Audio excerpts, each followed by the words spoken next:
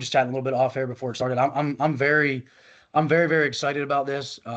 Just because, first of all, you're the first non-strength coach only to be on the podcast. You're the first sport coach, but because you also are the strength coach for your program, which I think is number one, like, I don't know how you do that. And number two, I think it's just awesome and all the respect in the world for you. And I personally just have a lot of respect for Division II, Division III strength coaches, high school strength coaches, just because, again, no offense to the Division I, and I worked in pro baseball, so no offense to the professional world, but it's just there's a little bit more grinder mentality, which we're probably gonna talk about that a little bit here, anyways, in terms of your career path.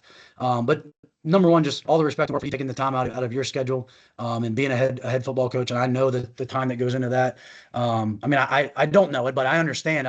From the outside of perspective, I understand what that time commitment is. So I appreciate you hopping on here, and spending time with us. I do want to just give a quick little background because I know not everybody that I'm going to share this with is going to know this, but I tried to do a little research when I have any guests on here, and I got, is this your 22nd year or 23rd year? How does that, what's the math there? I've been here for 22 years as the head coach. Next season will be my 23rd season. So in those 22 years, you're 156-73, and you're 143 in conference games, so basically a 700 winning percentage. And then over the last 10 years, which I think is what I'm mostly interested in, is kind of learning maybe what's changed a little bit in the last 10 years, specifically post 2019, which I think in the Coach Holler episode is when you guys were first kind of starting to look at more of this like sprint-based football, which again, we don't have to call it that. I don't know if that's what you call it. I know that's kind of what he kind of calls it. You guys are 91-17, so an 842 winning percentage, and you're 61-6 in your conference. And you're also, and again, I'm not trying to like overhype this, but it's legit. This is legit shit here. You guys have the third highest winning percentage in all of Division III football.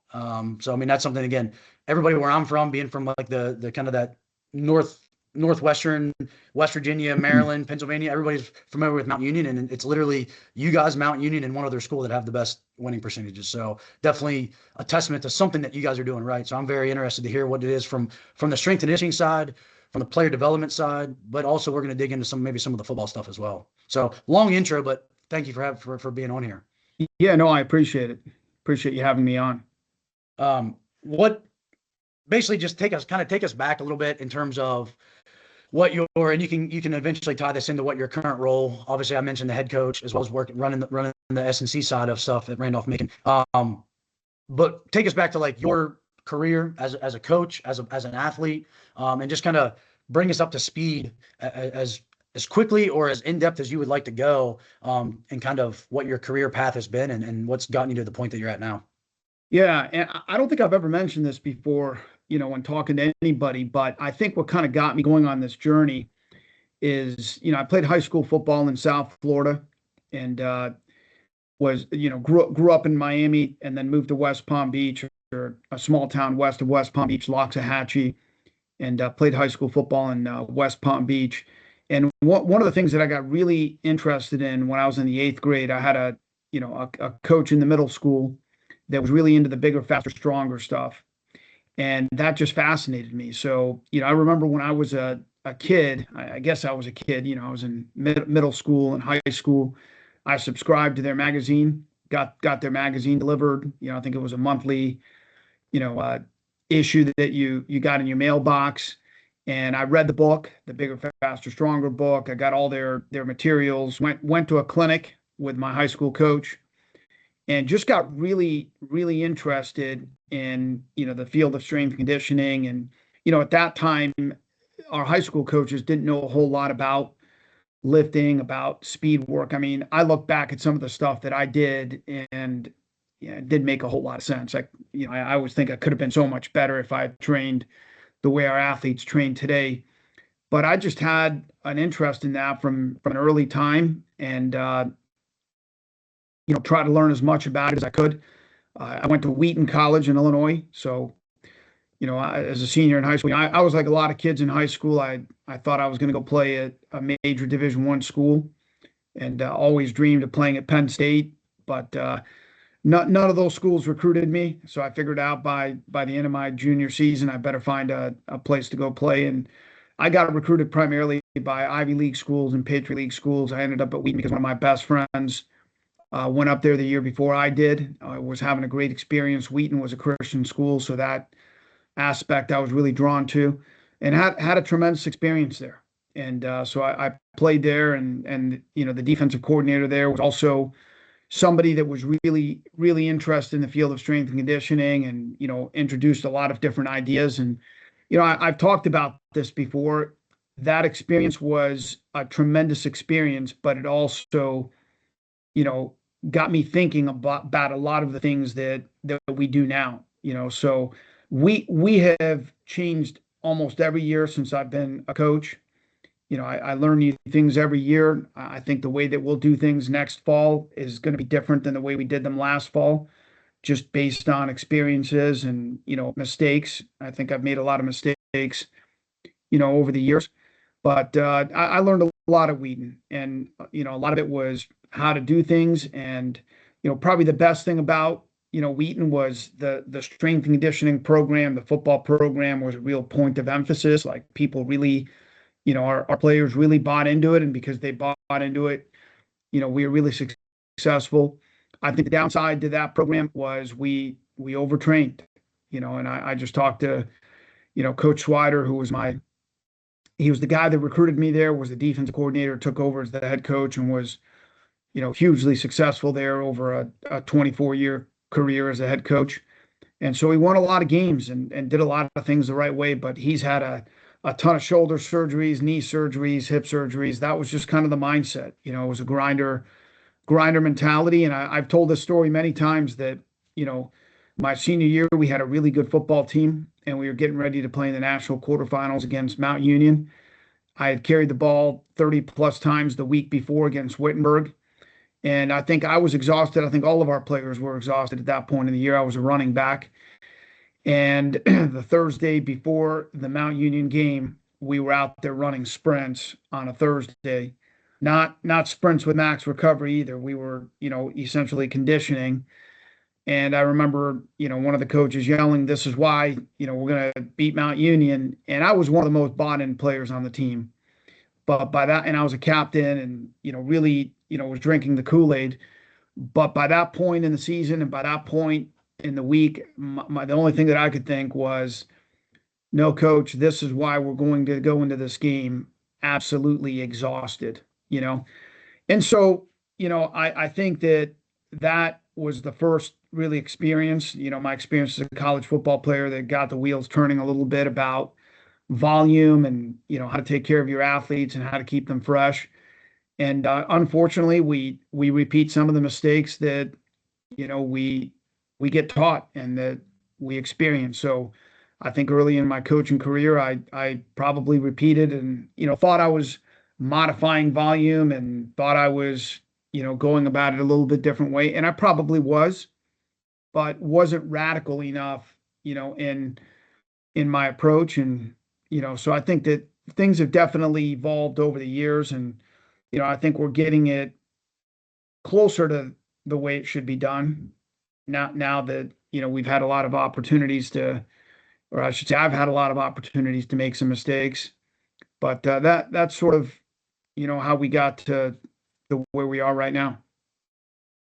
Yeah, that's an awesome story. And it's funny because for me, it was actually, I think of the same thing when I was in middle school. I think of, I used to actually get Flex magazine, and I remember and I don't, it's weird how like middle school kids love bodybuilding. Like, it's so weird because I don't really care about bodybuilding at all anymore. But like when I was in middle school, like I thought if I just ate enough protein and like did the workouts in Flex magazine, that I was going to look exactly like Jay Cutler by the time I was a senior in high school, not knowing that like he was on every possible like drug you could possibly be on. But it's just funny how the world works. And like, but it's kind of what I heard of when you were talking about that is like, it almost sounds like you, and I don't want to like put words in your mouth, but it almost sounds like you were thinking of us as a strength coach before you were even thinking about like the aspect of being a football coach. Like, is that, I mean, was being a strength coach something you thought about? No, absolutely. And, like you mentioned earlier, most of my experience was, my first 2 years out, I was coaching at Battleground Academy, a high school in Tennessee. So you had to be involved with everything. I was an assistant football coach. I was an assistant wrestling coach, an assistant baseball coach. I taught English, and we were heavily involved in the weight room and in the strength and conditioning program. And then I went to Butler University where I was a graduate assistant, and we had to, again, as coaches, run the strength and conditioning program. The basketball team at Butler had a strength coach, but we didn't have that luxury in football. Spent some time at Washington University in St. Louis, and same thing. So, we didn't have a strength coach. We didn't have the resources for that. You wore a lot of different hats. It's interesting because sometimes I talk to my friends who coach at the Division I level, and if you haven't coached at this level, people don't understand, the amount of hats and the amount of responsibilities that you have at this level. But it was always something that I was really fascinated by. I had a pretty tough situation at home growing up. Football was, really something that I became very passionate about, and I saw that as a way, to get out and get a great education, and it was something that I just loved doing. And so, anything that I could do to get an advantage, anything that I could do from a development standpoint, I became, really intrigued by. So whether it was nutrition, whether it was, what I was doing in the weight room, whether it was, what we were doing from a, speed and conditioning standpoint. So I just became obsessed with that. It was something that I was always really, interested in, and I tried to learn about it as much as I could and talk to as many strength coaches as I could talk to. And even as a young coach, I mean, I would just go to as many clinics as I could go to. And, again, we do have to wear a lot of hats at this level. I coach the quarterbacks. I call the plays on offense. We get a lot of help from all of the assistants. All of our guys are involved with a strength and conditioning program. So it's not just a one-man show. We get a lot of feedback from the other coaches. We collaborate, quite a bit. But I think early on, I just became fascinated by, all of these different things. Yeah, no, that's awesome. And again, it's something that I definitely can relate to that, just because I would not have been a good athlete if it wasn't for the weight room. Sorry, Darren had to leave. I wouldn't have been I wouldn't have been even had a chance to see the field as an athlete, because I'm a small guy. So if I wouldn't have tried to lift and outwork everybody. But so one of the questions that I kind of always ask is like overarching standards and like principles and philosophies. And I know that's a very like winded answer, a very very loaded question that could be a very winded answer. But I think if we maybe like kind of break it down, so just you as a person, as a leader, as a coach, as a head coach, like what are the kind of things that are the most important to you? How does that then tie into like what your team's core values are? And then I'll see where that goes, and then I may have a follow up to one or both of those questions. So, like, what are your kind of like core philosophies? Because, like, obviously, like we mentioned earlier, like minimal effective dose, like that's one of the things that's key to me. But that's not necessarily key to me as a person, but it's key to me as a strength coach, if that makes sense. Yeah, absolutely. And I think this could be a really long conversation. I think, when you start talking about records and you start talking about, how many games we've won and the success that we've had, we weren't very good when I got here. And I think a lot of that had to do with two things. We didn't have very good players, and we didn't have a very good culture. Okay. Now I know everybody talks about culture, and, that word gets thrown around a lot, but, in terms of philosophy, this is what I believe, and I don't care what level of football, you're coaching. I think one of the things that I admire about, the way they do things down at, Clemson, for instance, that's, one example that I can think of is, we're in the business of developing young men, not just, physically, not just as football players, but as young men. And I think that is the overarching, principle that really governs our program. The guys that come here, we are taking them and hopefully helping them, and equipping them with the skills so that they can be better husbands and better dads, and better human beings. The football part's huge. We want to be really, really good. And, we want to make a commitment to excellence in everything that we do. But ultimately, that's the overarching principle that really governs our program. And I think it really should be the principle that guides any program, right? I mean, why did we get into this profession? For me, it was because I had coaches in my life when I was in the middle school, in high school, and then even into college that really impacted who I became as a person. And ultimately, that's why I got into this profession. When I hire young coaches, I know That was something we talked about when asked me to be on this podcast. That is, one of the priorities. Like, we're going to hire people that are going to treat the kids the right way and push the guys and hold them accountable. I think one of the things that most people, when they hear about whatever label you want to attach to it, right? Sprint-based football, feed the cats, we don't really use labels as far as I'm concerned. But, from my standpoint, I think a lot of people, when they hear those things, they think, well, this is a soft program, and they don't work very hard and, they don't grind.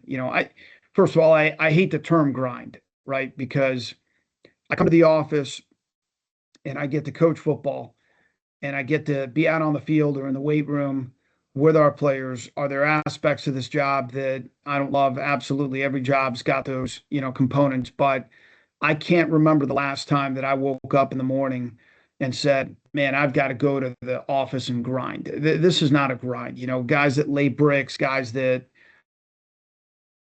have to do other menial, jobs. That's grinding. We're not grinding. We're coaching football. We're working with the kids. We're doing something hopefully that we love to do. So, from my standpoint, I think that, my job is to develop these guys as human beings and to give them a great experience. Okay. Now, when I say a great experience, and we always talk about this in recruiting, I make it very clear. I'm not talking about the easiest experience. Okay. I mean, there are going to be aspects to this that are going to be very, very demanding mentally, physically, but we want it to be a great experience. And I think that's, really important. So, I think there's a little bit of a new school mindset here, but there are some old school, tried and true principles that I think are always going to be, steadfast, no matter, 20 years from now, 30 years from now, no matter how far along we get into this. But I think ultimately, you want to treat people the right way. You want kids to look forward to coming to practice every day, look forward to coming to the weight room, look forward to, doing a sprint session, whatever it might be. And doesn't mean that those things are always going to be easy. Doesn't mean they're always going to be, fun. But I think the kids that you recruit have to, one, they have to love football and they have to want to love to train and they have to love to want to get better. But I think you've got to create an environment where you can make that happen. Yeah, no, I completely agree. And it's good to hear you say that. It is one of those where, like, as the strength coach at Division II, and obviously I talk to the recruits and all that, but it is one of those things where, and this is for every sport that we have, like, I can almost tell you right away, like when coaches bring an athlete in, and I even see it with some of our female athletes, they bring an athlete in with their mom and their dad, and they walk through the weight room, and they still have their hood up, or they have their headphones in, or they're looking at their phone, and mom and dad are kind of locked in, and mom and dad are paying attention, or they just walk in and they're slumped over and their body language is not good. Like, I can almost tell you right then and there, like, oh gosh, this kid's gonna be a problem when they get here in like a year. And again, not that the kids are a problem, that I don't want to try to help them, but just, you kind of know right then and there, like, this kid might, if they're not bouncing off the walls the minute they walk through a weight room, especially like a football player, a basketball player, like a wrestler, like if they're not walking through the weight room being like, oh yeah, this is like where I'm gonna go to work for the next 4 years, like, I'm kind of like, man, that's a little bit of a red flag to me. Or like, they don't ask any questions. It's definitely something that I pick up on. And I know, like, I've had conversations with all of our coaches, all of our sport coaches about that. And like, they see it too. Like, they definitely see it. And sometimes it's like, this kid just is a great basketball player, and we just got to take a chance on him regardless. It is what it is. So I definitely understand that. I did, looking back on my career, the guys that have those red flags, for us, our batting average hasn't been very high with those guys. Yeah. So that when we hire a new coach, there are two non-negotiables. Okay, number one in recruiting, one is character, and the other one is passion for football. Like, you got to have great character, you got to have a passion for football. If you have those two things, you're gonna have a chance. But it's funny you say, yeah. Well, and that's my acronym for the weight room at Fairmont for all of our teams is Falcon Pride, and the P is for passion, because passion, the Greek, like, derivative, or like, that's derived from the Greek word pastios, which means to suffer. So, like, to me, it's like that's what training is, that's what life is, that's what being an athlete is, that's what being a husband is, being a father is. So it's one of those things where you gotta embrace all those things, and again, it's one of those where when kids don't seem interested in the things that they're not going to enjoy to do, like, I'm like, man, it's going to be tough for you to last at any college, not just Fairmont State, but at any college. Yeah. All right, so obviously the way that I found out about you, which to be honest, I've heard of Randolph Macon. Like I said, I grew up in Western Maryland, so you guys aren't too far away from where I've grown up. Sure. And I'm sure there's probably even been some people from my area that have played there over the years. I'd have to go back and think about it. But I heard of you obviously on the Tony Holler podcast, and like you said, feed the cat, sprint-based football, whatever you want to call that he had you on there talking about. But you guys had some success prior to 2019. Like again, I was looking at your guys' record and everything. You guys had success prior to 2019, and I know COVID obviously threw a wrench that made everybody kind of question a lot of things. But what has changed mentally for you as a coach, or just as a coach and as a program? We'll get into some of the like X's and O's of what's changed, maybe like weight room wise, conditioning wise, football wise. But what was maybe like the thing that changed, just the bigger picture, the 30,000 foot view change that happened during that span of time, where you guys have now even had even more success, where you guys are basically winning 9 to 10 games every year since 2019? Yeah, I mean, I'll tell you, I think that we have really good players in the program. And I think a lot of it comes down to having really good players. What changed for me personally, I was already kind of on this journey before the pandemic where I was evaluating the things that we were doing. And I realized some of the things, and unfortunately, I mean, I can look back on it now and say, I was dead wrong. But some of the things that we were doing because we had done them, for so many years. Can you give me an example? Yeah, I'll give you an example. We had a 300-yard shuttle test that we did every year when the guys reported to camp. And, I was at war with myself over that because I knew that it wasn't necessarily the best way to do it, but, it was something that we had done. Every guy that had been through the program kind of saw that as a rite of passage, as a, trademark of the program. And for a lot of different reasons, I started to question the wisdom, of conducting that test when the guys came back. And I could spend an hour just talking about why I thought, that was a bad idea. But, I would bring it up in staff meetings and say, hey, I just don't know if we're getting out of this, what we really want to get out of this. I don't know if this is really what we're, what we need to focus on. And, there were a lot of problems with it. Okay. One, I didn't think it was a great measure of whether somebody was in the kind of condition that we needed them to be in for football camp. That was one thing. I think we were putting so much of an emphasis on that one test that even if I had a defensive end one year that I wanted at 245 pounds. Okay.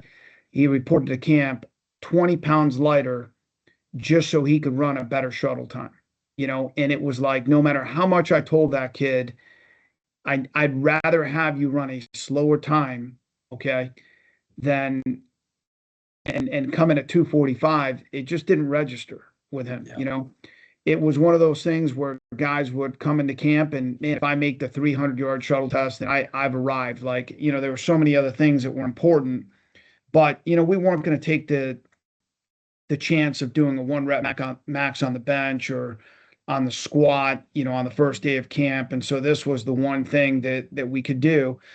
And then you have the kids that have, sickle cell, trait, and, you're putting those kids at some risk, what I mean? And so there were just a lot of things about it that, and even the kids that were in great shape, they come in, that test is, we tried to, make it as, safe as we could make it, but you're going to be sore from it, and it's going to increase your chances of incurring a soft, tissue injury in the next day or so. And so, or over the course of the next couple of days. So for a lot of different reasons, I was rethinking that and leaning towards not doing that. And then the pandemic struck, right?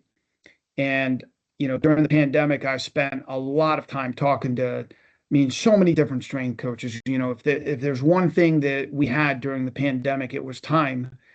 And all of our kids were home, and I had to design all of these, programs. One thing that I realized is, okay, most of our guys don't have access to gyms. So, what were we doing? We were sprinting, we were jumping a lot, right? Doing some body weight stuff, but I had to become more of an expert sprinting and jumping than I had been in the past because that's all we could do. So I wanted to learn as much about it as I could. Okay.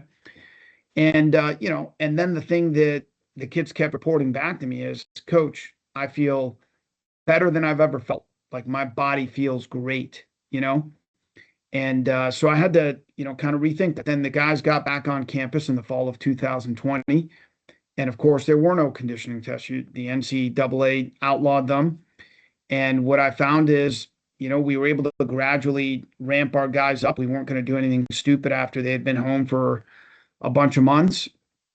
And, we didn't have kids that were pulling hamstrings. We didn't have a lot of guys that were out. And I'm like, man, this just makes so much more sense. Our kids are healthy. They're still strong.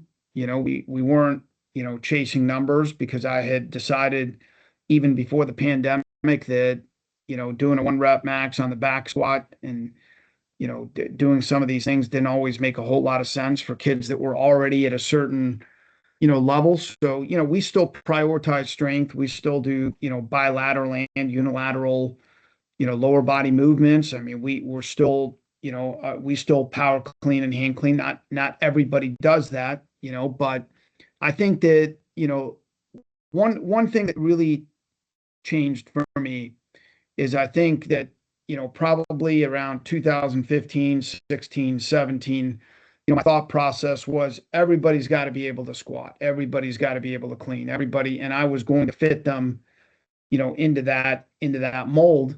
And now, if you look at our programs, there are alternatives for guys because, we still do power cleans. I know some people don't love power cleans. They don't love hand cleans. Our kids love to do them. Okay. And so the guys that can do them and do them correctly, they still power clean. They still hand clean. That's something that our kids love to do. And, they feel like it helps them get better. And so there's an aspect to that as well. But then we have other guys that I don't want to spend, a year or 2 years or maybe even 3 years teaching them how to do this. So we have, alternatives for them. There's the power complex that, I think the coach, I think he's still at Arkansas State, Jeff Jones. There's a power complex that we've implemented with some of those guys, and we'll do that with a whole team sometimes too. We do loaded jumps and different kinds of, things for the guys that can't do that. But, I think, and I've stated this before, coming out of the pandemic, I talked to so many coaches and had so many different ideas running through my mind that, my mind was about to blow up. I just had too much in there. And, unfortunately, one of the things that's happened in strength and conditioning is it's almost become like politics, right? Like it's so divisive. It's like you got strength and conditioning coaches that are pissed off at the football coach because of practice volumes and the football coach won't listen. And then you've got head football coaches, you see this especially at the Division I level, calling out their strength coach on national TV, like, hey, this guy, didn't condition our athletes well enough, and that's why we were tired in the fourth quarter. And I just think we've got to be able to work together, and nobody has all the answers. I'm still really trying to figure a lot of things out. I told you that our practice structure will look different, not completely different, but a little bit different next fall because we're going to tweak things. This may have worked for this team, and for the next team, it might be a younger team, and there are other things that we have to do. But, it's finding that sweet spot where you can develop a guy and develop a team and still keep them healthy and keep them motivated. And, that's a hard balance to strike sometimes. And I think it's a little bit more art than science. There's a lot of communication that takes place on our team. I ask the guys all the time. I have guys in group chats and, hey, give me feedback on the workouts. Give me feedback on how you're feeling. I meet with our leadership council every Sunday during the season and just get feedback on different things. And that's one of the things that we talk about a lot is practices. But we're still a tough physical, old school operation in the sense that, we run the football here. We play great defense.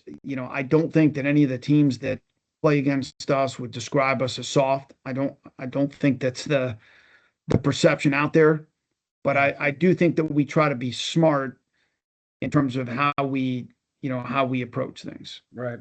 Well, and I'm going to definitely come back to that in a second because I wanted to bring up like the mental toughness thing because that's something that, I mean, and again, I see it across different sports and different teams and what one sport coach, what one strength coach, what one sport coach thinks makes their team more mentally tough versus what another one, it's going to be different. And like you said, you can almost get into where it becomes like a political battle of like what I think, what I think is right, what you think is wrong. And the thing is, I've even talked to sports psychologists about it, and every one of them defines mental toughness as something different. So it's one of those where it's not even I think it's almost case by case. It's context specific. I mean, you get some guys in the weight room, they're not tough guys in the weight room, but you get them on a basketball court in the fourth quarter, they're the guy you want to have the ball in their hand. And it's like, that's mentally tough too. Just because they don't want to stand under, like you said, just because they don't want to back squat 315, they'd rather do reverse lunges or something. That there's definitely, the art thing, 1000% is something that I think, especially me as a young coach and most young coaches, like all the interns and GAs and stuff that I've had, like the number one thing that they struggle with is maybe not the number one thing, but one of the top things that they struggle with is the art side of things. The things of, there's just some things that I do sometimes as a strength coach that are just like, I just go off feel. Like, it's not like I got it from a textbook. It's not like somebody else taught me it. It's just like, you know what, this doesn't seem like it's working right today. Let's just change it. Like, let's just do something different. Let's try something different. And it kind of sounds like that you were already thinking a lot of that from the football side, from the S&C side, and then COVID almost kind of like forced the issue of like, hey, these guys can't get into their gyms anymore. They can't work out with you. Like, we're going to have to do body weight stuff. We're going to have to sprint, which is what people have been doing for a long, long time anyways, and having success for it. So it's actually really interesting. And I'll just say this as like a personal caveat, like if you cut all this, like I still love squatting. I mean, I'm one of those, like my favorite exercises is Urcha squat. Like that, for a Urcha squat to be your favorite exercise, you're kind of an insane person, and like in a very small percentage of people that enjoy them. But it's one of my favorite exercises, if not my favorite. But at the end of the day, if you told me I could not do anything else ever again except for one exercise, it would be sprinting. Sprinting is the one thing to me that at 36 years old, number one, makes me feel the most athletic and keeps me feeling the most athletic. So if it makes me at 36 feel great, it's got to make an 18, 19, 21, 22-year-old kid feel great. And especially when you hit a PR, like again, if I'm hitting a PR once a year, these guys are hitting them once a month. Like that's something that has to be a positive thing that we have to chase. So again, I think that's awesome. I think it's a great kind of just like thought process to kind of get you guys where you're at. One thing that, because I asked my staff, because I had them watch or listen to that video with Coach Holler as well. And one of the questions that they asked me that they wanted to kind of hear what your thoughts were was when you're, so like, especially from like kind of 2019 to present, when you were having staff meetings with your coaches, and then when you're having team meetings with your players, and then like when your players came back and it was the first year that you guys didn't do the 300-yard shuttle, which by the way, do you guys do any type of conditioning test at all anymore? No. Okay. Again, I think we still do at Fairmont. I like what we do. We basically do, it's very similar to what they used to do at George Mason. It's basically like an out and back. So it's a little bit more of like XL decel, and you do it at a certain time and you rest for 30 seconds. I like what we do a lot. I'm not sold on something that it's absolutely have to do, which we'll come back to that in a second from an accountability standpoint. But the question that they wanted me to ask was, which again, I think is a great question, is what were those first conversations with like your staff like? And then what were those conversations like with the athletes of like, hey guys, we're going to do less and it's not going to make us soft. It's actually probably going to be better for us in the long run. What was that like for the coaches and for the players, and especially the athletes that are like the overachievers, like the guys, like probably how you were, like you said, like you were one of those guys that you were fine doing whatever the coaches asked you to do. You were always willing to do extra. To an extent, I'm the same way. We got guys on our team that are the same way. Like, how would you look at those guys and be like, hey, we're not gonna 1RM back squat anymore. We're not gonna do a conditioning test anymore. We're gonna actually do less at practice. Like, how did you sell that? I guess would be part of the question. That's a question. No, that's a multifaceted question. I think a lot of it comes back to relationships and trust. I spend a lot of time talking to the players. I spend a lot of time explaining the why behind everything. So I don't just come into a meeting and say, hey, we're not doing this or we're doing this, go do it. There's going to be a why behind it. Now, you can't necessarily spend an hour explaining the why behind everything, but, with a staff, it was like, when I was done with a 300-yard shuttle test, I was done with it. And I said to the guys, I'm done with it. Here's why. I've been thinking about it for years, and we're not going to do this anymore. You know, before I hire coaches, I make sure that they understand, hey, this is why and how we're going to go about, doing this. And I think that, you know, most guys know what they're getting themselves into. And then, when you get into camp, and you don't have 10 guys out with pulled hamstrings, and you don't have all of these issues that maybe they experienced at other places, that they start to buy in a little bit more, and they see that, that it works, but, as far as the pro, I think if you come out here and you watch a practice, okay, like our guys go, I mean, our guys go, we go hard. Our guys play fast. There is a super high level of accountability, and the expectations are extremely high. And, that's the part that a lot of people, don't realize. When you talk about mental toughness, you're right. There's a million different ways that you can define mental toughness, right? Like, to me, mental toughness comes down to having the ability to make tough decisions over and over and over again, to make those decisions when you're fatigued, to make those decisions when, you don't want to make those decisions, but for us, it's pretty simple. It's like, this extends into everything that we do, and I'll say this, like, you could be the toughest guy, out on the field, but if you don't have the mental toughness to make, good decisions on a weekend, well, how mentally tough are you?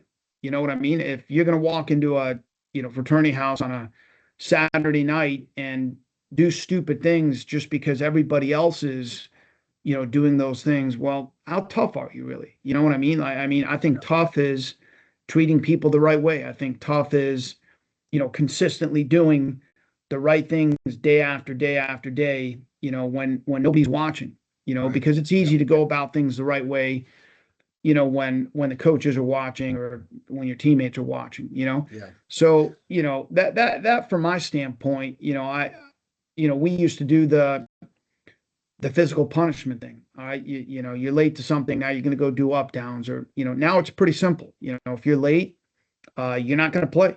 We had a guy that, I just got a report from one of the biology professors that one of our guys has missed 2 classes. And I just talked to him this morning. I said, you're not going to be practicing for the next 2 days. If that kid really loves football, if that kid's really invested, he's going to correct that behavior. He's going to want to make that change. But, guess what? If he doesn't care, then shame on me for wanting to count on that guy. No. Yeah, and I You know? I completely agree with that, and that's something that, actually, when I got hired at Fairmont 5 years ago, when in my 2 things I said in my intro meeting that I think not all the coaches loved, but I think they all kind of understood where I was coming from. Is number one, I told all of them, because I'm the head strength coach, I said, look, I don't work for any of you guys. I work for the 400 athletes that we have. Like, I answer to them. I don't answer to the coaches, which again sounds like I don't care about the coaches, but it's really like the athletes come first, which I think, especially at my level, I have to do that, or else it's like I'm not going to be. I can't be everybody's right hand man like you are like it's like a Division I strength coach might be. I just can't do that. I can't be. And the second thing I said is I'm not going to be your team disciplinarians. Like, that's just not something else that I'm going to do. Not that I don't think that sometimes. I do think sometimes the physical discipline does work for some guys, but the thing is, what I've noticed is it always ends up being the same guys. Like, the same guys are the repeat offenders. And it's like you said, it's like if those guys can't show up to practice on time, show up to meetings on time, show up to lift on time, show up to class, like if they can't put their phones down and go to bed, like that's discipline. Like, that's mental toughness right there. Like, it's doing the things that you don't want to do because you need to do them anyways. Like, that's how I kind of define it. It's like it's those daily like choices that you make. Like, if I do this, is going to help me be a better football player and help my team. Okay, do that. If this is not going to help me do those, don't do those things. And if you always are choosing the things that help, then you're just more mentally tough than the guy that's next to you, regardless of whether it's the fourth quarter in the football game, whether it's maxing out on bench press, whether it's showing up to a team meeting. Like, I think it's one of those where, and another thing that I don't think people like to admit, myself included to an extent, is I think a lot of that happens before we ever get these kids. I think most of these kids, if they come to college at 17, 18 years old and they're not mentally tough yet, it's probably going to be pretty damn hard for us to make them more mentally tough in 3 or 4 years. There's no Probably pretty question hard. about no question about it. And I mean, the Old Testament book of Ecclesiastes says there's nothing new under the sun. I mean, we all think that we've got all these new ideas about human nature and about, training and about, different things. And, if you think back to 1985 when the Chicago Bears won the Super Bowl. Okay, Mike Ditka was the coach of that team. Not many guys. I bet you if I walked into a team meeting room in our team meeting room right now, and I said to our guys, "Hey, Mike Ditka," nobody would know who Mike Ditka was. Okay, Yeah. Yep. but they asked Mike Ditka, in 1985, 86, whenever that was all happening, they said, Mike, how do you motivate your team? And he said, it's easy. I get rid of the guys that don't want to be motivated. And I think to a certain extent that's true, that nobody can motivate you if you don't want to be motivated. Okay. One of my favorite books is a book by a guy named Daniel Pink. Okay. The book is Drive. If you have time, if you don't have time to read the book, go listen to the TED Talk or one of his podcasts. You can get it all in a nutshell. It comes back to this, the old carrot and the stick model that we all grew up with. It doesn't work. You know what I mean? I look at myself, growing up, and I wanted to be good because I wanted to be good. So a lot of people, well, you don't have a conditioning test. Aren't the guys going to show up in terrible condition? Well, listen, even when we had the 300-yard shuttle test, I could look at our roster and I could tell you these are the guys that are going to train their tails off over the summer and are going to come in great physical condition. They were the guys that were driven and motivated. They were the guys that were doing things the right way in the classroom, doing things the right way in our off-season program. Because remember, in Division III, we lose the vast majority of our athletes over the summer. So I have probably about 40 to 60 guys that train on campus. The rest of them are home over the summer. Okay, we can't give them a scholarship over the summer. We can't feed them. We can't. All we can do is open up the weight room for them in the summer. But I think there has to be some intrinsic motivation, and it's worked for us. If you care about your team, if you care about being the best that you can be, if you want to have the best, outcomes that you can possibly have, then you're going to be motivated to do things right in the summer. And if you don't, well, I don't think that, punishments or a conditioning test or anything like that is going to get the job done. That's just my philosophy. Yeah. Maybe there are a few outliers, out there, but to me, this all comes back to recruiting, right? Like, are you recruiting guys that love football? Are you recruiting guys that have a passion for it? Are you recruiting guys that love film? They love to train. They get excited, in the mornings when they've got to come out here and do these things. I think that why are we successful here? Because we've recruited a lot of those guys. Guys that just, man, they get excited about football. And I try to make sure that and look, we'll make mistakes like anybody else in the recruiting process, okay? But we try to really drill that home. Man, you really got to love football. If the word football doesn't make your heart beat a little bit faster, man, if you don't get excited about, going into the weight room and training with your teammates, then, hey, this might not be the place for you. You might be a great player. You might have a ton of physical ability. But, man, when the rubber hits the road, you better love football and you better have a passion for it. Yeah, I mean, I don't know how to say it any better. I completely agree with you. I think that's something that I struggle with in the sense of, like, again, we do our conditioning test. I like what we do for it, but I agree with you. And we're in the same boat at Division II level. We don't, and we actually have less guys on campus over the summer than what it sounds like you guys have. We might have 15 to 25 guys at the busiest time of our, like, we have our most of our guys here. But it's one of those where I agree with you. If we can't get these guys to do stuff on their own or show up and stay here over the summer, there is an aspect of, like, we're kind of by doing the conditioning test, we kind of end up punishing the guys that were here over the summer because they're the ones that all pass it and they're the ones that all bust their butt and make all the sacrifices over the summer. And we did kind of reward them last year. What we did is those guys that were here in the summer, we let them run it like a week or two early, and then they didn't have to run it during fall camp. And that way, because and one thing I wanted to say earlier too that I've also thought about, and this might actually tie in well to, like, practice and game volumes and things like that. One thing, and you mentioned this about the defensive lineman, that he specifically didn't weigh what you wanted him to weigh because he was so worried about the test. And there is an aspect, which again is kind of why we shifted to the conditioning test that we do. There is an aspect of, like, are we getting you in shape to pass a test, or are we getting you in shape to play football? Because the 300-yard shuttle, like you said, like that's not the same thing. And I know, like, not our basketball coach at Fairmont, but one of my buddies is a strength coach at a D1, and like they want their basketball team to run a 2 mile. And again, basketball players definitely run 2 miles at times during games, but to be the first thing you do when you get back on campus is, I don't know if that's the most important quality that you want them to have. So there is an aspect of like, are we doing? And we have the same struggle with our soccer team, and honestly, a lot of those girls always come in shape, and then there's the handful of girls that don't. It's almost like you're punishing the kids that do what you want them to do, that are going to be accountable. It's I want you to be doing the summer conditioning for football, for soccer, for basketball. I want you to do that so that when we come back on campus, you're ready to play basketball, football, and soccer, not you're just ready to pass the conditioning test. Because the thing is, the conditioning test is like, that's the first 20 minutes of fall camp. After that, now the real actual workload starts. Now the real challenge actually starts. So there is an aspect of like, part of me sees the value of us having to do it because of the fact that like it does pull up some of the guys that probably wouldn't be accountable on their own if they didn't have that to have to do. But there is also an aspect of like, we're survival of the fittest to an extent, I guess. I think, you know what I mean? Like there is an aspect of like, hey, the guys that want to do it, they're going to do it, and they're going to come in shape regardless. They're going to come in football shape. They're going to go out. They're going to be out running routes. The O-line and D-line, they're going to be out pushing sleds and doing stuff on their own outside of what's prescribed in their training program. Yeah. They're going to be working with this coach, working on their footwork and things like that. So there is an aspect of like, I'm kind of 50-50 on like needing to do it versus not needing to do it. So that kind of ties in a little bit to, and I want to get into like what your red, yellow, and green days represent. Yeah. But one thing that I noticed, and again, this is coming from the strength coach perspective, I don't know. I could look at a football script and probably, and I will say this, a little bit of a brag, I guess, and I think most strength coaches would relate to this. I feel like as a strength coach, we are better. And again, that's going to maybe sound a little arrogant, but I think as a strength coach, we most of the time are a lot better at understanding the different sports that we have. Like we have acrobatics and tumbling at Fairmont State. I could not coach you acrobatics and tumbling, but I can watch it and look at the demands of the sport and know how those athletes need to train.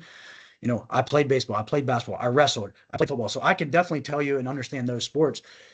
I think strength coaches are really, really good at looking at a sport and being like, all right, here's probably the best way to approach getting this athlete ready to play, not just from a physical side, but also just the skill side. Whereas like sport coaches at times are so focused on like the X's and O's that there's an aspect of forgetting the other stuff. And again, I know that I'm not trying to downplay the difficulties of being a sport coach, but what I'm saying is I think we need to understand more as strength coaches sometimes because we understand periodization and we understand program design. Yeah. We understand adaptation and the dual factor model. And we just understand those things a little bit better. So one of the things that, again, I can't look at a football script and know exactly what every little thing's on there and why it's on there and what the details are and what all the acronyms and all the things mean.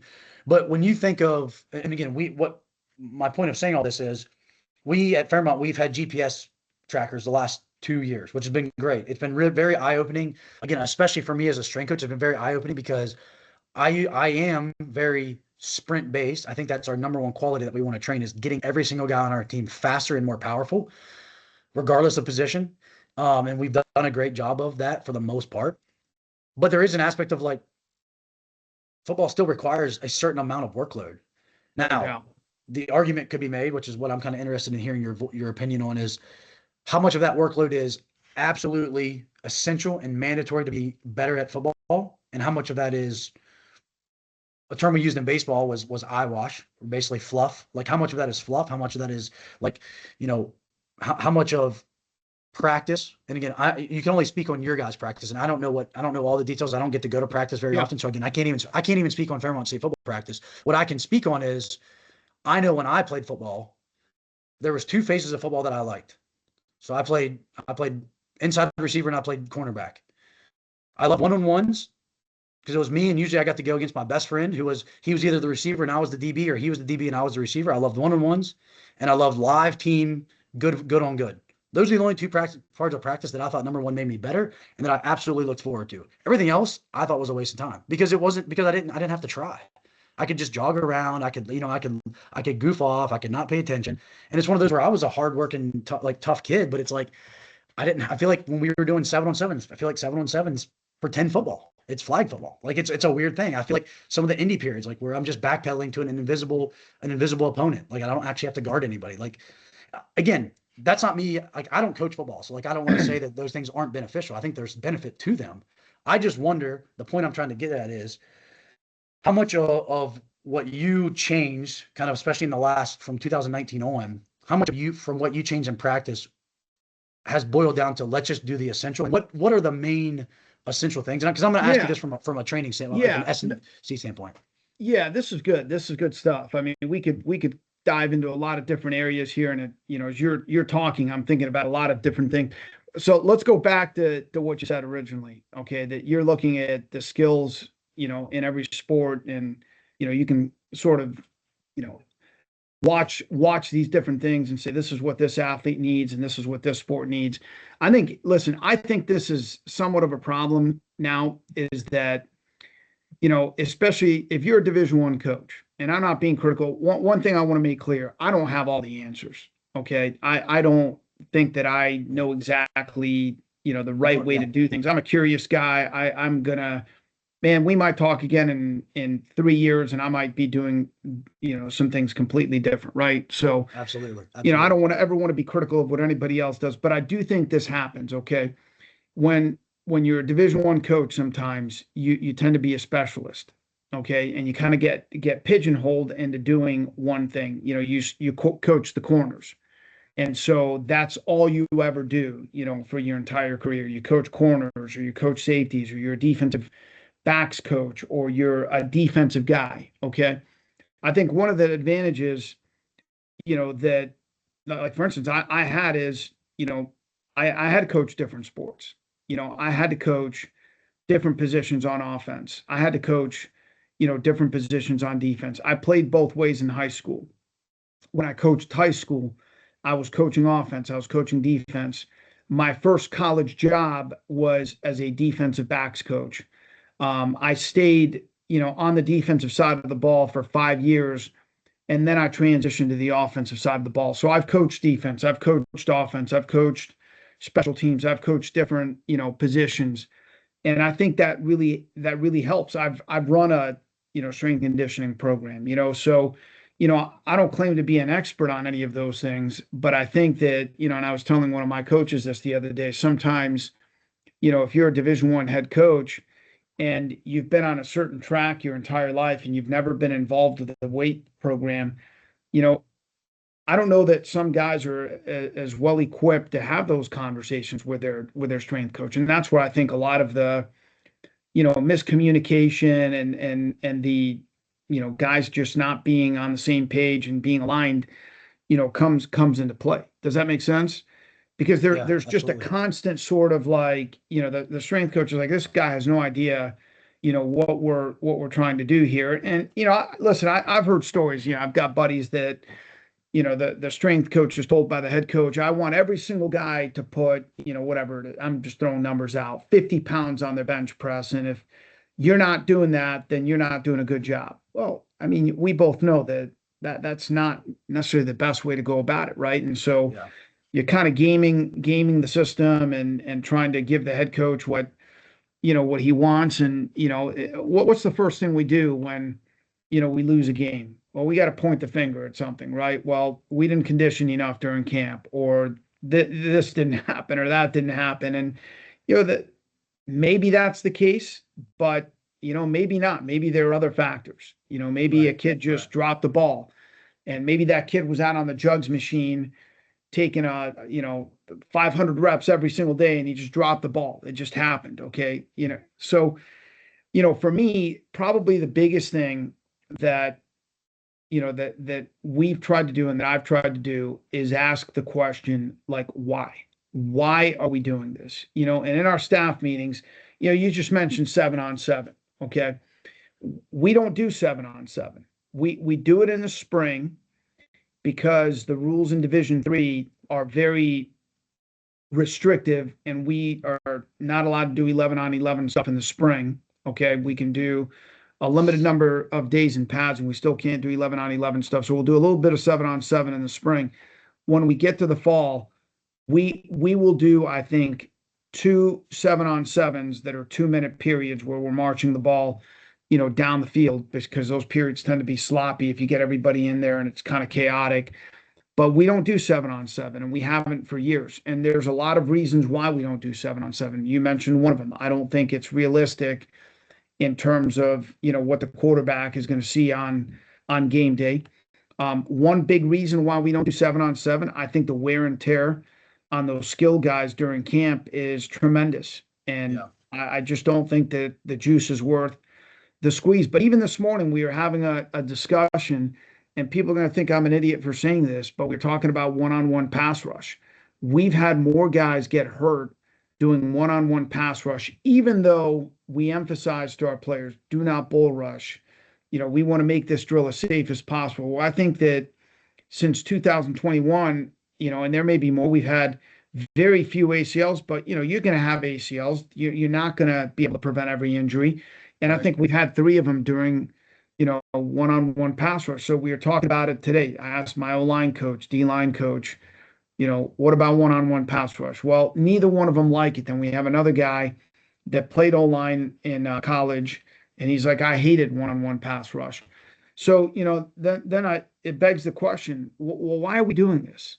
If you guys don't think this is a great drill, if you don't think that this is, we're not getting what we want out of it, the players aren't getting what they want out of it, why are we doing it? You know what I mean? I think there's so many things that, like you mentioned one-on-ones. We don't do a lot of one-on-ones with wide receivers and DBs. One, we don't play a ton of man coverage, but we'll do some red zone one-on-one stuff. But Yeah. we've just we've tried to look at practice and say, okay, what are the absolute essential things that we have to do?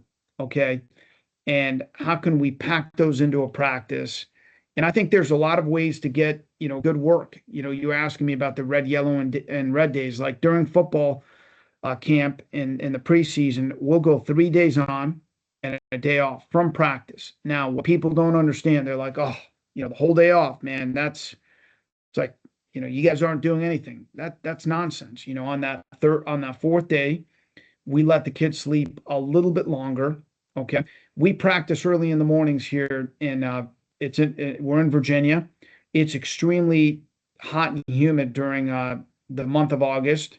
And it doesn't make any sense for us to go, practice at 1 o'clock in the afternoon. We're simply not going to get as much done. And, we're going to have kids that get dehydrated, and, they're going to end up, in the hospital with IV. I mean, that's just been the history here years and years ago. You know what I mean? And, people make their argument, well, you're not going to be in shape and your games are we're playing one game maybe a year in that kind of weather at 1 o'clock in the afternoon. It doesn't happen as often as people think. A lot of our early games might be at night, and they're not going to be under those conditions, but that day that's quote unquote an off day, we're still meeting.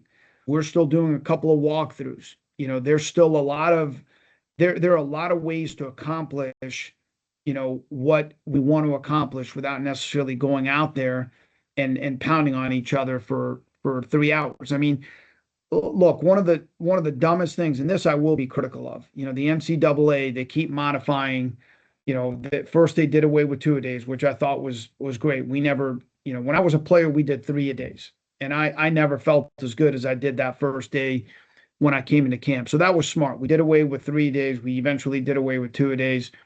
But now the NCAA gives you 3 hours on the first day of practice. Okay. And listen, I don't care what kind of shape you're in. I don't care what you've done in the summer.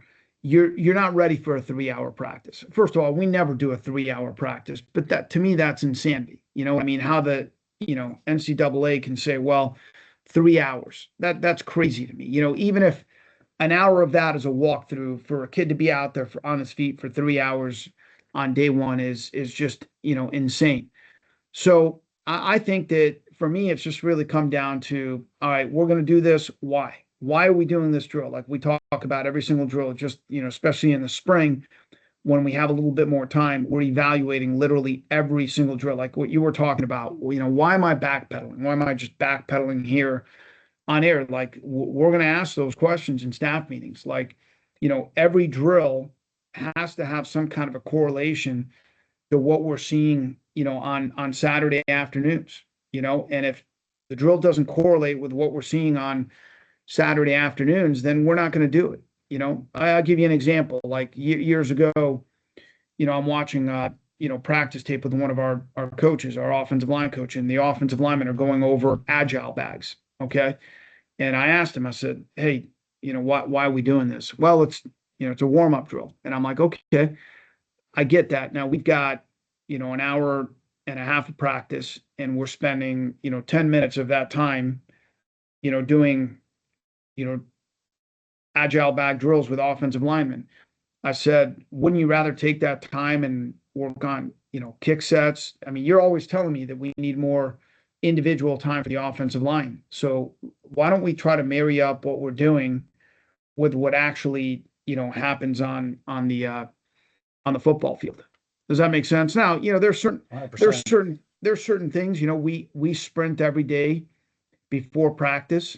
We What don't does do that it. what does that look like? Because I know you talked to Coach about that too. Like you guys do, obviously you do a dynamic warm up. Like I'm sure you do some like speed drills and things like that as part of that Yes. warm up.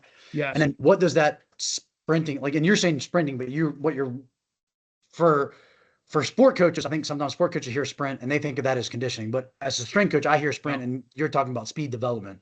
Speed development. What does that look like? Yep. What does that look like? Yeah. Distances and reps and rest periods. Yeah, and all absolutely. Absolutely. So, it depends on what time of year it is. But one thing, and again, you might think a little bit differently about this.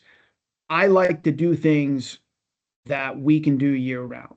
Does that make sense? Because to me, it doesn't make a whole lot of sense. Now there are things that we'll do in the summer. We'll get to the conditioning aspect in a minute, I'm sure. There are things in the summer that we're not going to do during the season. We're not doing tempo runs, during the season. Okay. But there's certain things that we're going to hit, year round. We're always going to hit sprinting, right? We're always going to hit strength. And then, we're going to condition. Now the conditioning, right, during football season, let the sport train the sport. Does that make sense? Yep. Now I think you need to, get a break from that. And I think that, mentally and physically, it's good for the kids. We're not going to play football year round, but you're still hitting all three of those aspects. So for us, it's a short period. We do the sprint drills, the sprint mechanics at the beginning of practice. We have a couple of routines that we do for about 10 minutes. And then, one day is going to be, max velocity focused, and the next day is going to be acceleration focused. So our red day is usually more acceleration focused. So a max velocity day, we start in the end zone. And, what we do with what people refer to as flying 10 is, we let the linemen, those guys are taking a shorter run, and, we're taking a 15-yard build to a 10-yard fly. For the skill kids, it's anywhere from a 20-yard build to a 30-yard build, depending on what they want to take. We kind of individualize it, right? Because that some of the shorter guys are going to get to top speed a little bit faster, and some of the guys that have longer strides may end up taking a little bit more time to build up. So we kind of individualize it, and we let them do that.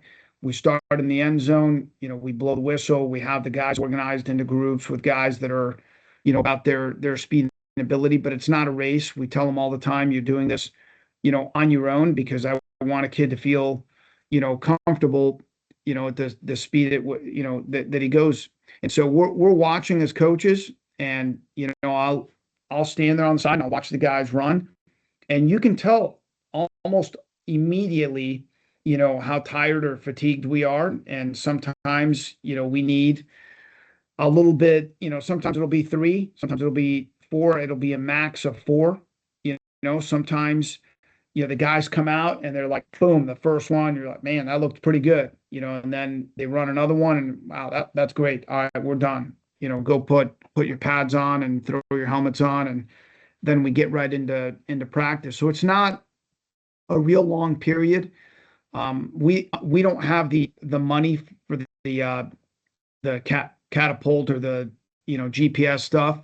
One thing that we invest in that I think has been super helpful is I don't know if you've heard of XA Score, Yep. but you know, Yep. Brad McCaslin's a friend. I've known Brad for a long time, and Brad works with a lot of different programs. The kids, there's a QR code, and they fill out a survey every day, and I think that's been super valuable for us. It's affordable.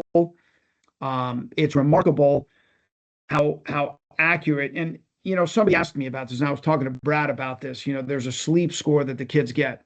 Okay, so they'll put in there, this is what time I went to bed, and this is what time I woke up. Okay.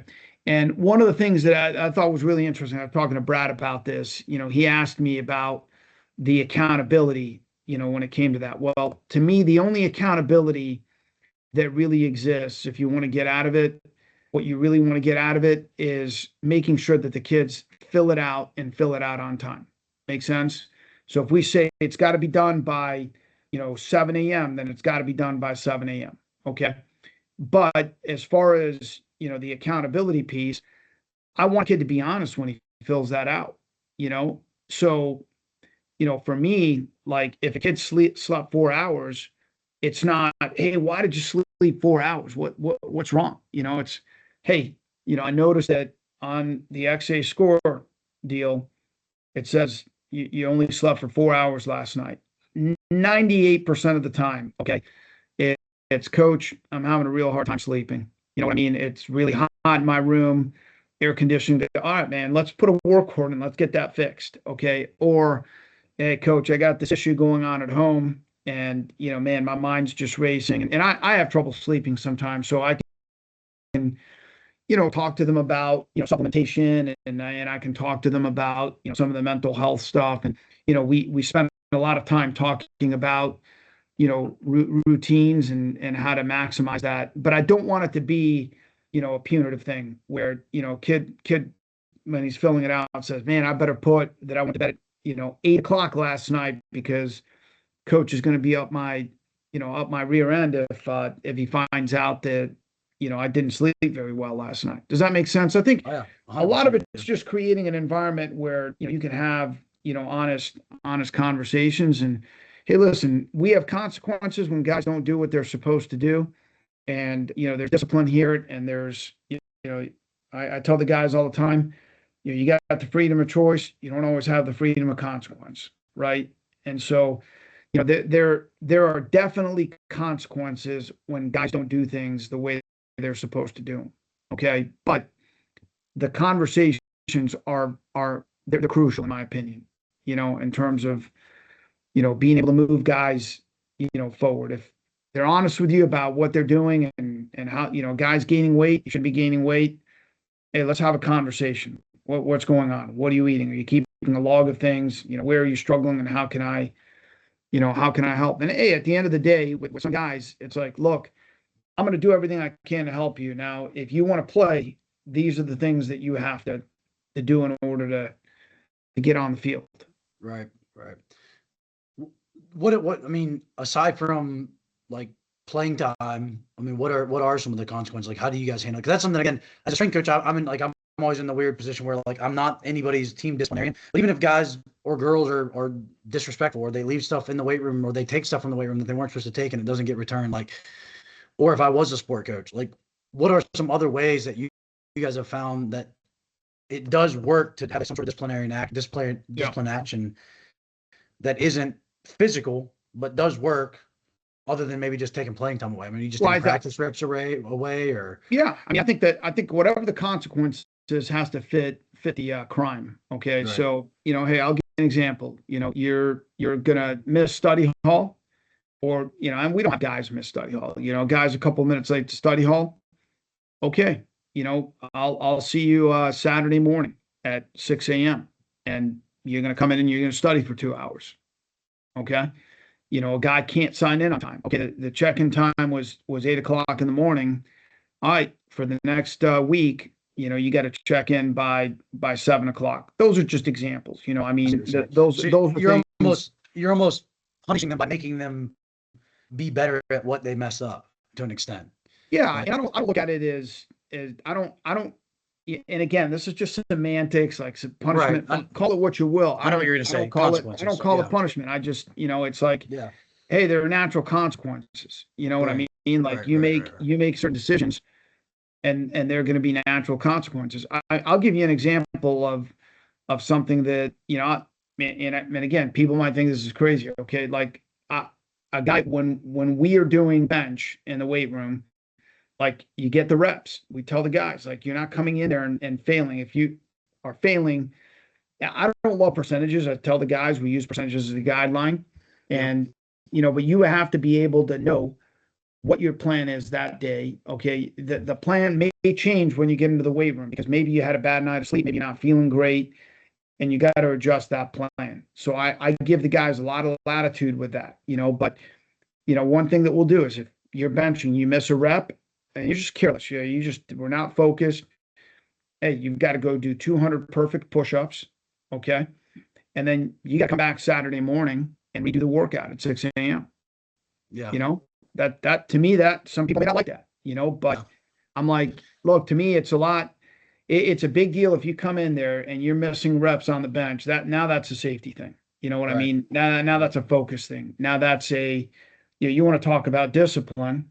That's a discipline thing. You know what I mean? No, that makes sense. And honestly, I actually, I mean, I think that's a perfectly fine way to handle it. And I actually almost do the opposite where I tell the guys straight up, like, especially if we are going to, it's like, hey, this is 90% and we're going to do it for 2 reps. You should be able to do 90% for 2 reps, maybe for 3 reps. And again, percentages are definitely there's always leeway there with percentage. And we also have velocity based devices now. So we're able to regulate that even more so. But it's one of those where I'll tell the guys and I'll also tell their spotters or all their rack mates. I'll be like, look, don't miss reps because we don't get better from the reps we don't get. All right. And if you miss reps, not only going to throw you out of the weight room so that your punishment is that you don't get to lift the rest of the day, but I'm also going to throw your training partners out because that's what being part of a team is. And that's what being part of, accountability is and holding each other accountable. And honestly, we still had maybe 1 or 2 guys like this first 7 weeks of the spring. We probably still had 1 or 2 guys that would miss it. And I would immediately go over there and I would be like, all right, I'm spotting you. And because sometimes it's just a bad spot. Sometimes guys, like their training partners just don't know how to spot them correctly and give them that extra little 1% boost to help them finish it. So sometimes it's not even that they weren't locked in. It might actually been their training partner wasn't locked in. So that's one of those where like we have had a much better job of our guys. Actually one of our upperclassmen safeties, like he had a weird injury, had to have surgery over winter break. So he hasn't really trained. He didn't get to train over winter break. So his set for the day was like 2 reps at like 220. And he's like, well, I know I've done 225 before for more than 2 reps. So he puts 225 on the bar and misses it right in front of me. Yeah. He gets it for 1 and then doesn't get the second rep. And I'm over there and I'm like, hey, I was like, you need to go down to the weight that you were supposed to do, and I'm going to spot you, and we're going to get it. He's like, yeah, but I know I can do 225. I was like, you could do 225 5 months ago when you were at your best, not right now. So it's just one of those where there is an aspect of, again, like the percentages, there's a flaw, number one, just in the percentage, but there's also a flaw. And again, I think that's just part of how a lot of these guys, because he's a guy that hasn't been with us his entire career. There's an aspect of a lot of guys just go in every day and they just put 225 on the bar and they're just going to try to max out every day. And that's also not 100%. not good training. So no, we've held the whole rack responsible too. We don't have all those velocity based devices, but we tell them if the bar speed slowing down, tell the guy to rack the weight, or next set, tell him to. And I got to give credit where credit is due. Connor Hughes, the strength coach up at Army, who I think is if you want to talk about a guy who coaches the fundamentals, I mean that guy, he is a fantastic guy. Has spent a lot, been very generous with his time with me over the phone, and he's a fundamental coach. And I think whether you're talking about the weight room or you're talking about football, it still comes down to fundamentals. And there's no better, guy coaching fundamentals than Connor Hughes. And he's the one that I got that idea from. But I'll give you one more quick example. Last January term, we have a 4-week January term. Okay, one thing I tell our guys, I'm like, there's no reason. And here's another thing that, and not to get off on all these tangents, but, we have to train in the morning. We have to do it. And you got all these guys out there that are critical of, how can you train your guys in the morning? They've got to get sleep. I get that. I totally get that. But the weight room's available. when the weight room's available. You Yeah, know what I mean? yeah. And we've got class schedules, and when guys are in class from 8 o'clock in the morning till 5:30 in the afternoon, and in the off season we don't have as much flexibility with class schedules. Got to do it. We've got to do it in the morning. Okay, but during the January term, we had a 6:30 in the morning lift, 7:30 in the morning lift. I tell the guys, make sure you have somebody wake you up, like have an accountability partner to wake you up. Well, 2 J terms ago, we had a senior that, hey, the second Tuesday, he just missed. He slept through it. And my discipline for him, I said, you've lost the privilege for the rest of the January term to train with a team. You can't train with a team for this January term. Oh, coach, I told you to have somebody wake you up. And I'm like, you're a senior, you're a culture keeper, you're a standard bearer. You should be a guy that everybody on the team is. And he's like, yeah. I'm like, look, if you were a freshman, if you were a sophomore, I wouldn't do this. But I'm like, it's a privilege to be a part of the program. It's a privilege to live with a team. And this is, and I was trying to send a message. I may not do the same thing next year, but I was trying to send a message to the senior class, because I think some of the guys in that class needed a wake-up call. Hey, you know what? The expectations, the standards are going to be a little bit different for you guys. You're seniors. You've been through the program. You know what the expectations are. And, there's not going to be a physical punishment here. You're just going to lose out on the opportunity to train and get better with your team. Go do it on your own. I'll give you the workouts. You can go do them, over in the student recreation center, but you've lost the privilege to do it with a team. Yeah. No, I mean, again, that's something that I think back to me as who I was, and like, I don't want to train by myself. So like, that would be something that would be worse punishment than making me run the bleachers, to be honest with you. Like me personally. So if you're a person that loves being part of a team and like you said, loves training with your teammates and loves being in there. And again, I'm one of those, I love talking shit when I'm training. I love the guy that I'm next to, like I'm trying to get in his head. And again, it's funny because all my assistants are all younger than me. They're all like 10 years younger than me now. So it's one of those where like, when I found out what I can beat you at, you're going to hear from me. I'm going to let you know that you just got beat by a 36-year-old and you're going to not live that down. So it's one of those where like, you take that away from me. Like I would not be the same person.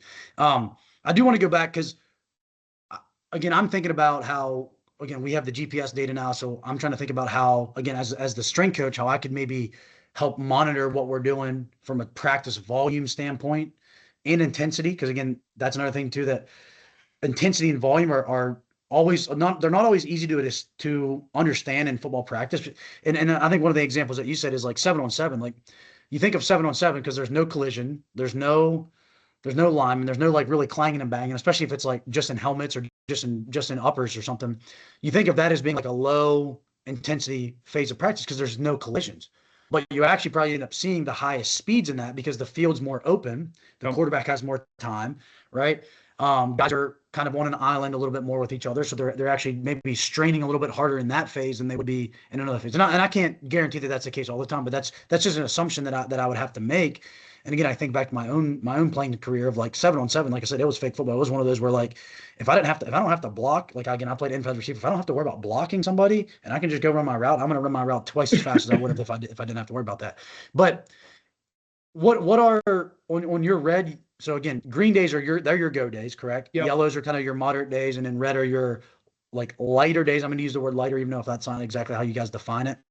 But what would like the practice time, the intensities, the reps, like what would that look like on each of those 3 days? And you don't have to get into any other deeper than that. Just again, for me as a strength coach to think about it, like what would that look like? Like again, even if you know yardage, if you know like, all right, we're constantly, yardage is tough. Yardage is tough because we don't have the GPS data. Right. Time, even time.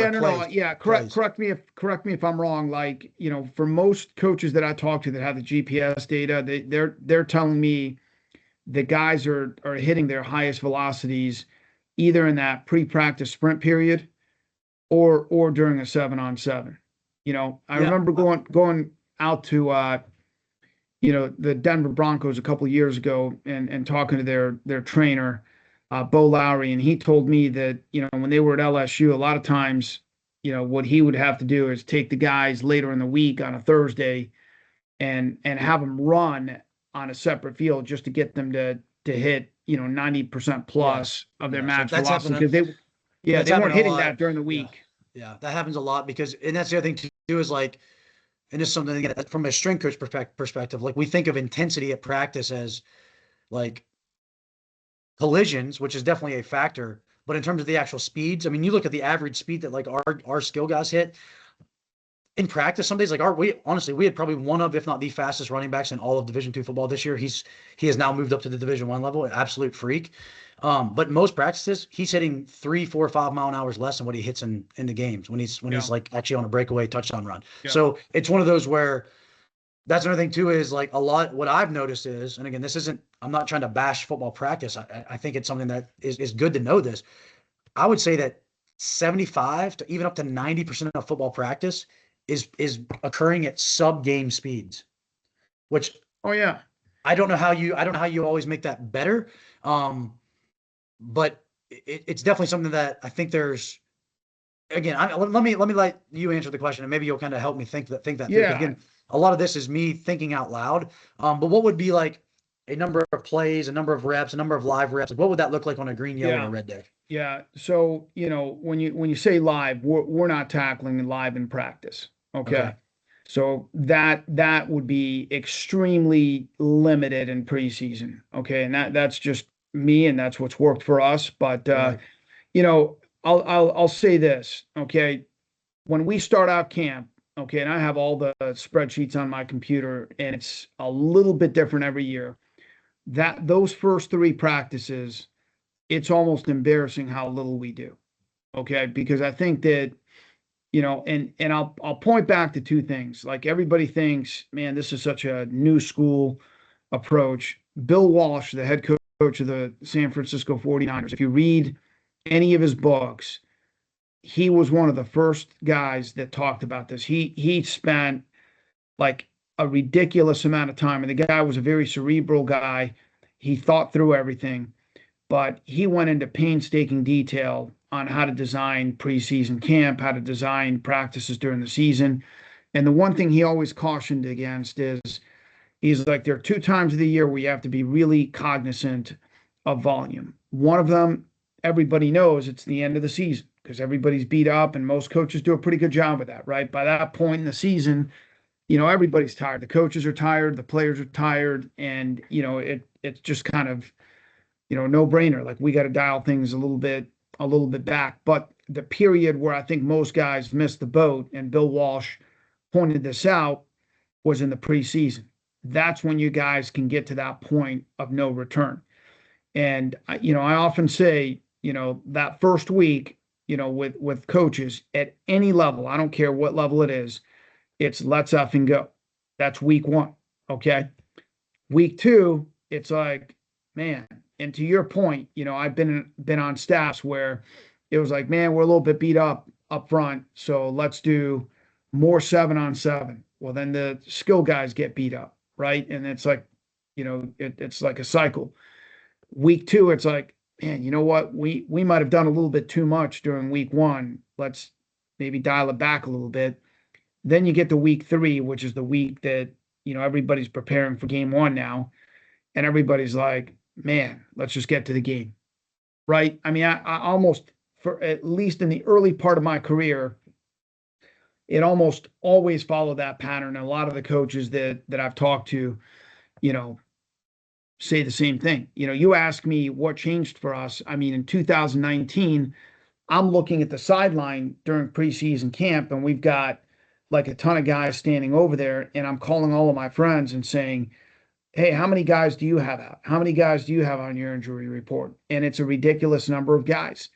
And we're all in the same boat. And I'm like, man, this is insanity because the deal. Once you get in season, you don't have that many guys that are out. So what are we doing during preseason camp that's putting us in this predicament? And of course, as football coaches, we love to justify things, right? So we're like, oh, the kids are soft. Well, okay, but 20 years ago, they were still soft because you had just as many guys out, or these guys didn't work hard over the summer. And, everybody wants to point the finger, right? Instead of looking at it and saying, maybe we're not doing something the right way. And then something that really opened my eyes was when Urban Meyer was still at Ohio State. There's a tough, old school physical coach, but I think his strength coach in him, Mickey Mariotti, had it. And I don't know that much about Mickey Mariotti. He may be, I have no idea how he ran things in the weight room, anything like that. But I know those two had a very, very close relationship. And I know Urban Meyer respected, Mickey and vice versa. And they collaborated a lot. And they did a study and they said, okay, day 4 of camp is when most guys are having the most issues with soft tissue injuries. That's when you see the blown hammies, the groins. And so, they talked about it, and what they did is they engineered practices so that, that 4th day was a day off. Okay. And they also, really dialed back what they did on days 1, 2, and 3. And so that's what we do. So, for us, a yellow day is a moderate volume day. It's not, the intensity doesn't change. Okay. It's a moderate volume day. The second day of camp is a red day. So we go, from a moderate volume day to a low day, which is low volume. And then we go to a higher volume day. Now, what's important to note is a yellow day on the first day of camp it's going to look way, way different than a yellow day later in camp or in the season.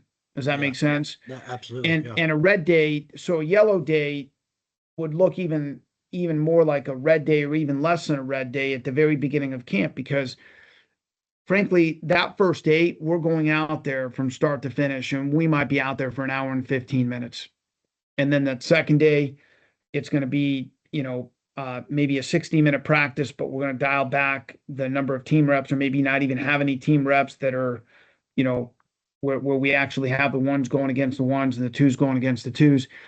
And then that third day will be a green day, but that green day will be a very dialed back version of what we normally do. And we're not going to be out there for longer than, again, an hour and 15 minutes. And then, man, I'll tell you what, even with that lessened load and that lessened volume, day 4, the kids are still sore.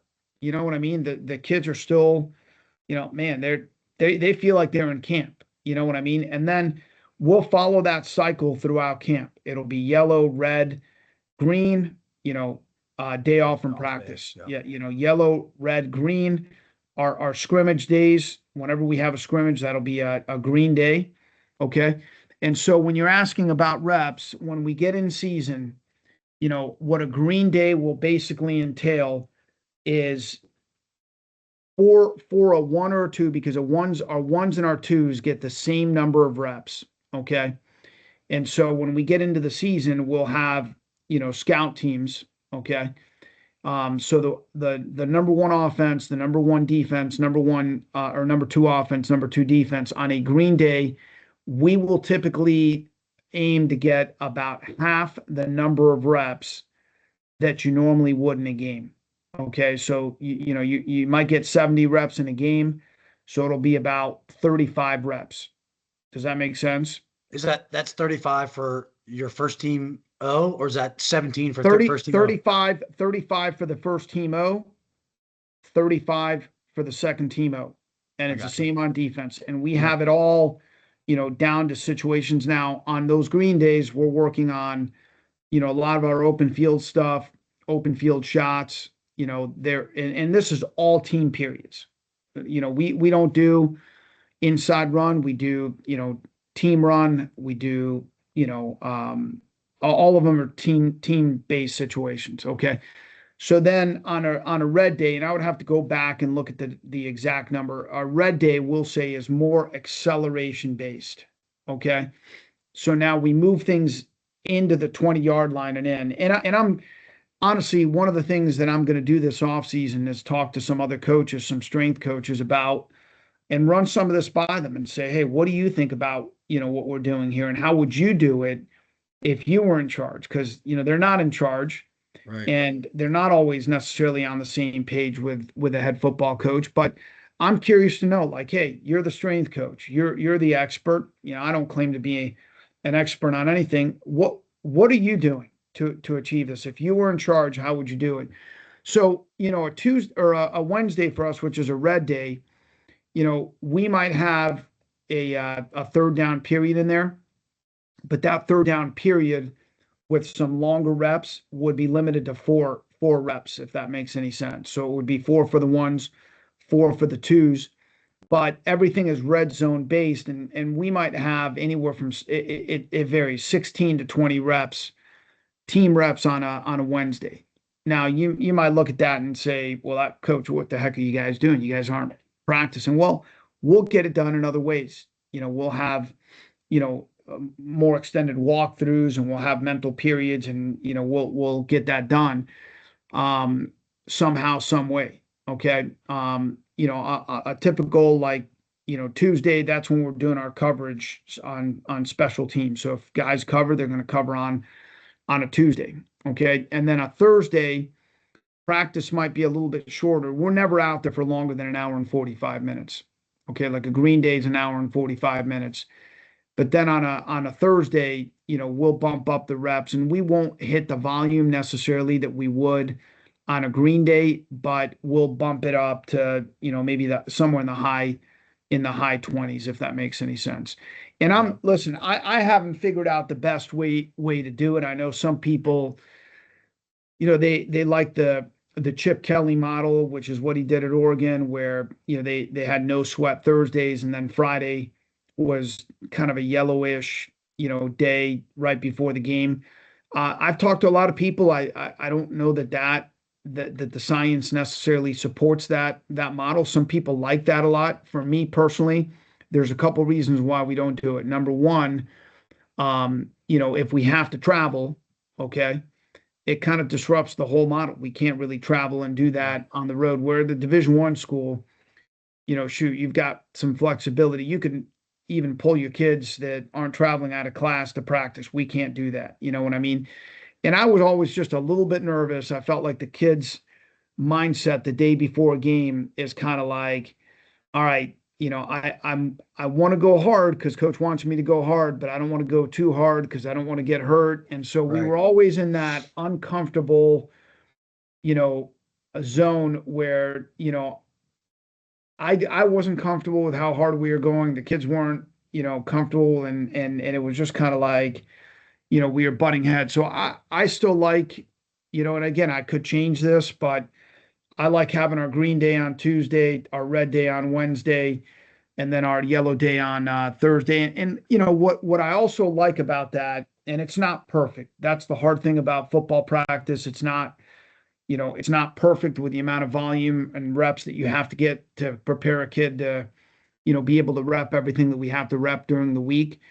Is we're still trying to follow that high-low model, the Charlie Francis high-low model that we follow in our off-season program, because that's what we do most of the year, in January and in the 4 weeks leading up to, so we have a 4-week J term, then we have a week-long break where the kids go home for a week, then we have 4 weeks before spring ball starts. And during those 8 weeks, we'll go, high day, low day, or vice versa. We've done it both ways. I actually just asked the kids, a lot of people prefer doing the low day coming out of the weekend. I just asked our kids, because we did it a different way before spring ball, and they were like, "No, coach, we love having the high day on Monday and then doing a low day on Tuesday." The low day stuff, the tempo running, helps us recover from what we did on Monday. But that's the model that we follow. So it's a high day on Monday, low day on Tuesday, you're off on Wednesday, high day on Thursday, low day on Friday. Or again, you flip the high and low days, right? And then in the summer, that's how we train them too. Like the month of June, it's 4 days a week, high low, day off, high low, or low high, day off, low high. And then when we get into July, a little bit different deal. Now we go 5 days a week to prepare them for the volume of camp, and we'll go, high days on Monday, Wednesday, Friday, and then we'll have our low days on Tuesdays and Thursdays. So, again, we're trying to adopt that same model into our practice structure, but it's a challenge, I mean, it's a challenge. Yeah, no, I think that's awesome. And honestly, I was going to get to that, like the year-round aspect of how you schedule things. Let me ask you this: how does like your lifting schedule? Because I think on Coach Holler's podcast, you guys mentioned about you do stuff on Sundays and you give them Mondays off in season. Yeah, which is something that we've also talked about. And there's a couple of reasons that we don't do that, which I agree with the reasons why we don't do it. We do usually get the guys doing something on Sunday. Like, we do a lot of like pool recovery workouts, which I think the guys Yeah. after a win the guys really like. After a loss, it's one of those where sometimes I'm want to pull my hair out, like making Yeah. these guys go through a pool recovery session. But that's to be expected after a loss. That's another thing that I always think is funny, which I do want to I want to be respectful of time, so I want to try to start getting my last Yeah, couple of questions here. absolutely. But that's another thing that I think is funny, and I do want to kind of finish with some injury stuff. But it's always funny how when you go into the training room on Monday morning after a win, there'll be like 3 or 4 guys in there. You go in there after a loss, there's like 20 guys. Like there's a line out the hallway to the training room, and our trainers know it, our coaches know it. It's one of those things that's always just funny and interesting to me how the mental side of that affects your body and vice versa. But in terms of like your in-season lifting schedule, what do you guys do? I know you mentioned the Sunday thing. Are you still doing that? And then are you lifting only one other day during the week? Or are you still getting 2 other full sessions in during the week? What does that look like? And are you matching those with your high-low days of practice? Yes, absolutely. So that's and again, that's the part that I want to talk about and explore a little bit with some strength coaches. But for us, understand this, I've been to visit a couple of Division I programs in the last couple of weeks. I went out to Virginia Tech and just was down at Clemson for their coaches clinic. And that's a totally different deal. I'm sure that, Fairmont, it's probably very similar to Randolph Macon. Like, our kids go to class, I don't just get to come in here and dictate, when we have the players. So it's very different during the season than it is during the off season. Like, during the off season, we have very little control over class schedules. We have to get everything done in the mornings. So all of our practices are in the morning. And we have to, again, get our kids up early. And I understand the downside to that. I would also tell you this, that when I talk to our players, if I gave them the option of lifting at 4:30 in the afternoon, okay, or doing it in the mornings like we do it now, that 95% of them would choose the mornings. They like that better. Yeah, I think our kids would choose the same thing. Yeah. Yep. And our kids are really good about getting to bed early and being disciplined about it. And, we can usually, stay on top of that pretty well. During the season, okay, our practices are in the afternoon. So we practice Tuesday, Wednesday, Thursday. Practices at 4:30. That's the earliest that we can go. So, our model is a lot of our labs are on Monday afternoons. So a lot of our kids, if we try to practice on a Monday or lift on a Monday, the weight room would not be available, and it would be a cluster. I like the Sunday deal for a couple of different reasons. One, we don't do anything on Sunday morning. If the kids want to go to church, if the kids have their parents staying over, from, because they came to the game and they want to take them out to breakfast. Usually by noon, the parents want to head home and be on their way. So we start everything in the afternoon. Okay. That every player who played in the game has to check in with a trainer. Like, that's a requirement. Like, even if they just go in there, hey, I'm good, everything's fine, no problem. But we have a check-in document that they have to come in and basically be accountable for. We do 3 or 4 lifting groups on a Sunday. The developmental guys, the guys that didn't play, they have a different lift than everybody else. Okay, they can be a little bit more aggressive, with that. We've done some sprint training in the past on Sundays with those guys because, they didn't play in the game. But the guys that played, they're doing a recovery lift. Okay, I used to be a little bit more aggressive with what we did with the guys on Sundays, but what's worked better is we do a total body, just get them moving, a lot of different kinds of movements, a lot of dumbbell stuff. And we want them. What I always tell them is, I want you feeling better coming out of the weight room than you went, than you felt going into the weight room. Okay, so that's more of a recovery total body deal on Sundays. One of the things that I absolutely love, and I think it's Tony Holler that said this once. He said, you got to redefine hard work. Okay, and part of redefining hard work is, like, hey, are you taking advantage of all the recovery modalities? Are you taking advantage of all the different things that you can take advantage of? And the sleep thing is a huge thing. Obviously, we have somebody come in and talk to them. Actually, Brad McCaslin from XA Sport did it for us this year. Did a tremendous presentation on sleep. But we really try to just hit on, man, are you doing everything from, the time that game's over until, you start practice on Tuesday and even throughout the week to recover. Next thing. So Monday's their day off. Okay. So we'll open up a training, the guys go to treatment, they lift, we do a quick team meeting on Sunday afternoon, and then we go to position meetings, and then the guys are done. Okay. One thing that I do like about the Sunday deal is, you kind of put the game behind you, right? It's not lingering into Monday. You come in, hey guys, this was great. We won. Here are the things we got to do better. Let's move on. And if you lose, hey guys, here's the things that we need to work on and address, and you kind of put it behind you, and you get to move on to the next week. Because Monday, the only thing that we'll do on Mondays is we have academic meetings. Every one of our coaches will meet with a group of guys and go over their academics. So we don't see the kids on Monday. I think it's important for them to get away from us for a day. Tuesday morning, we do lift. Okay. And that's our, lower body day. We don't do anything crazy if it's not a lot of volume. We will do an explosive movement, some kind of in season, we don't do a lot of, bilateral squatting with our skill guys. We'll do more trap bar type stuff, and, or we'll do limited range of motion things, with our guys. But that's our leg day, some kind of an explosive exercise, some kind of a leg movement and some kind of a posterior chain movement, maybe some core, and then we'll get them out of there.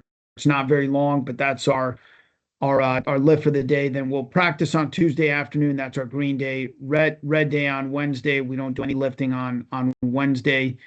Thursday will be our yellow day. Now we'll do another lift on Thursday. It won't be as early in the morning because we're able to stagger our times during the day. That's strictly an upper body lift. So we actually do 3 lifts, during the week. That's the guys like that, so it's really total body on Sunday, legs on Tuesday, and, upper body on Thursday. Again, we try to be really smart with the volume. Those lifts are literally like 30-minute lifts, at most.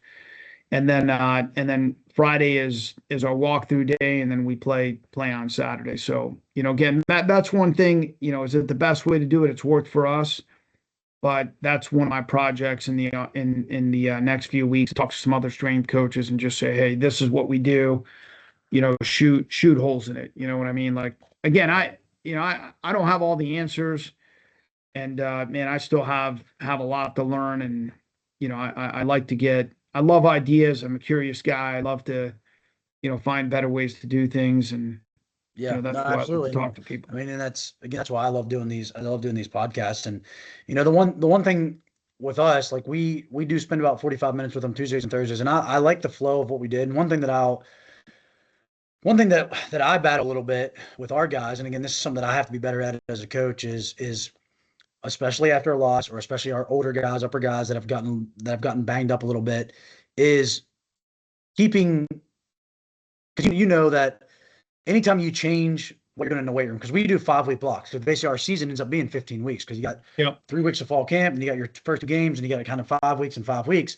And that's just, that's just regular season, 15 weeks. So I'm like, all right, let's keep it simple. Let's go 3 5-week training blocks, which again is very normal for an in-season thing, because you don't want, anytime you add a new variety or new stimulus, there's a chance of creating soreness and extra fatigue that we don't want, especially deeper in the season.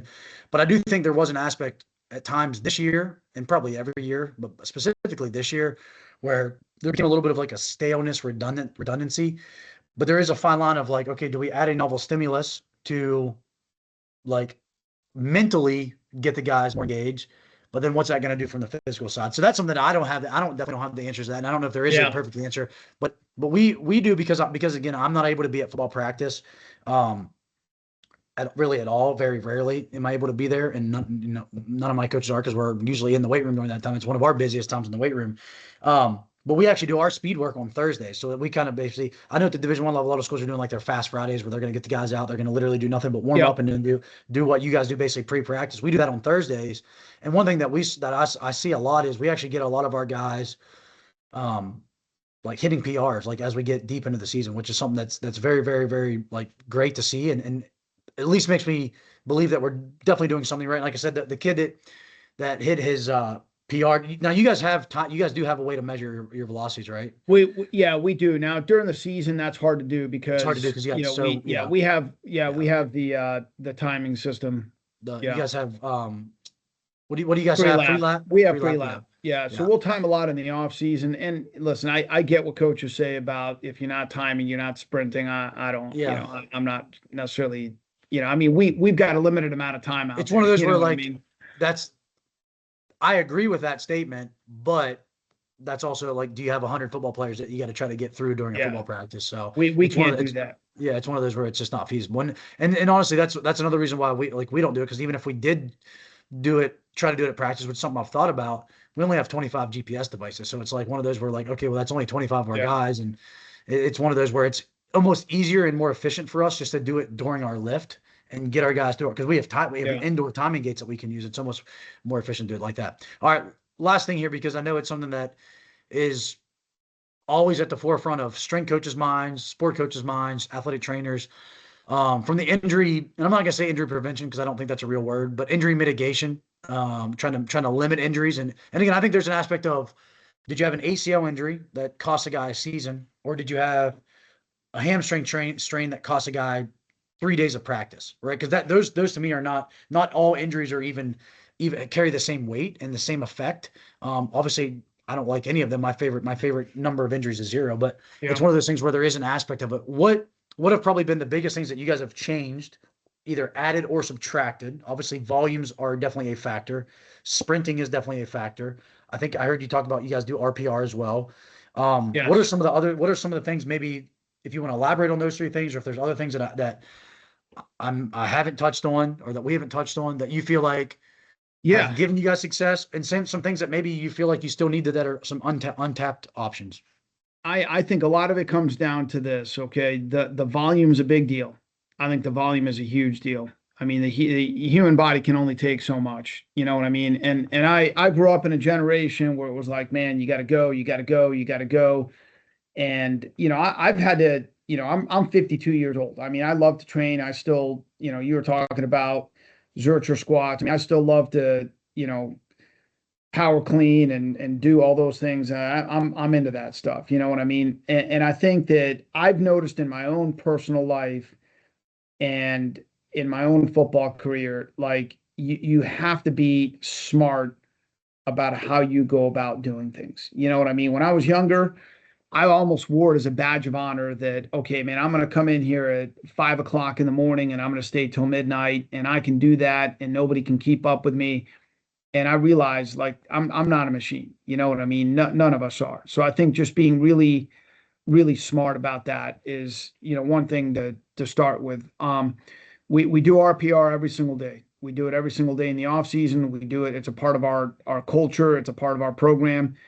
Different people have different thoughts about RPR. It to me, here's how I look at it. Okay, do I think it makes a difference?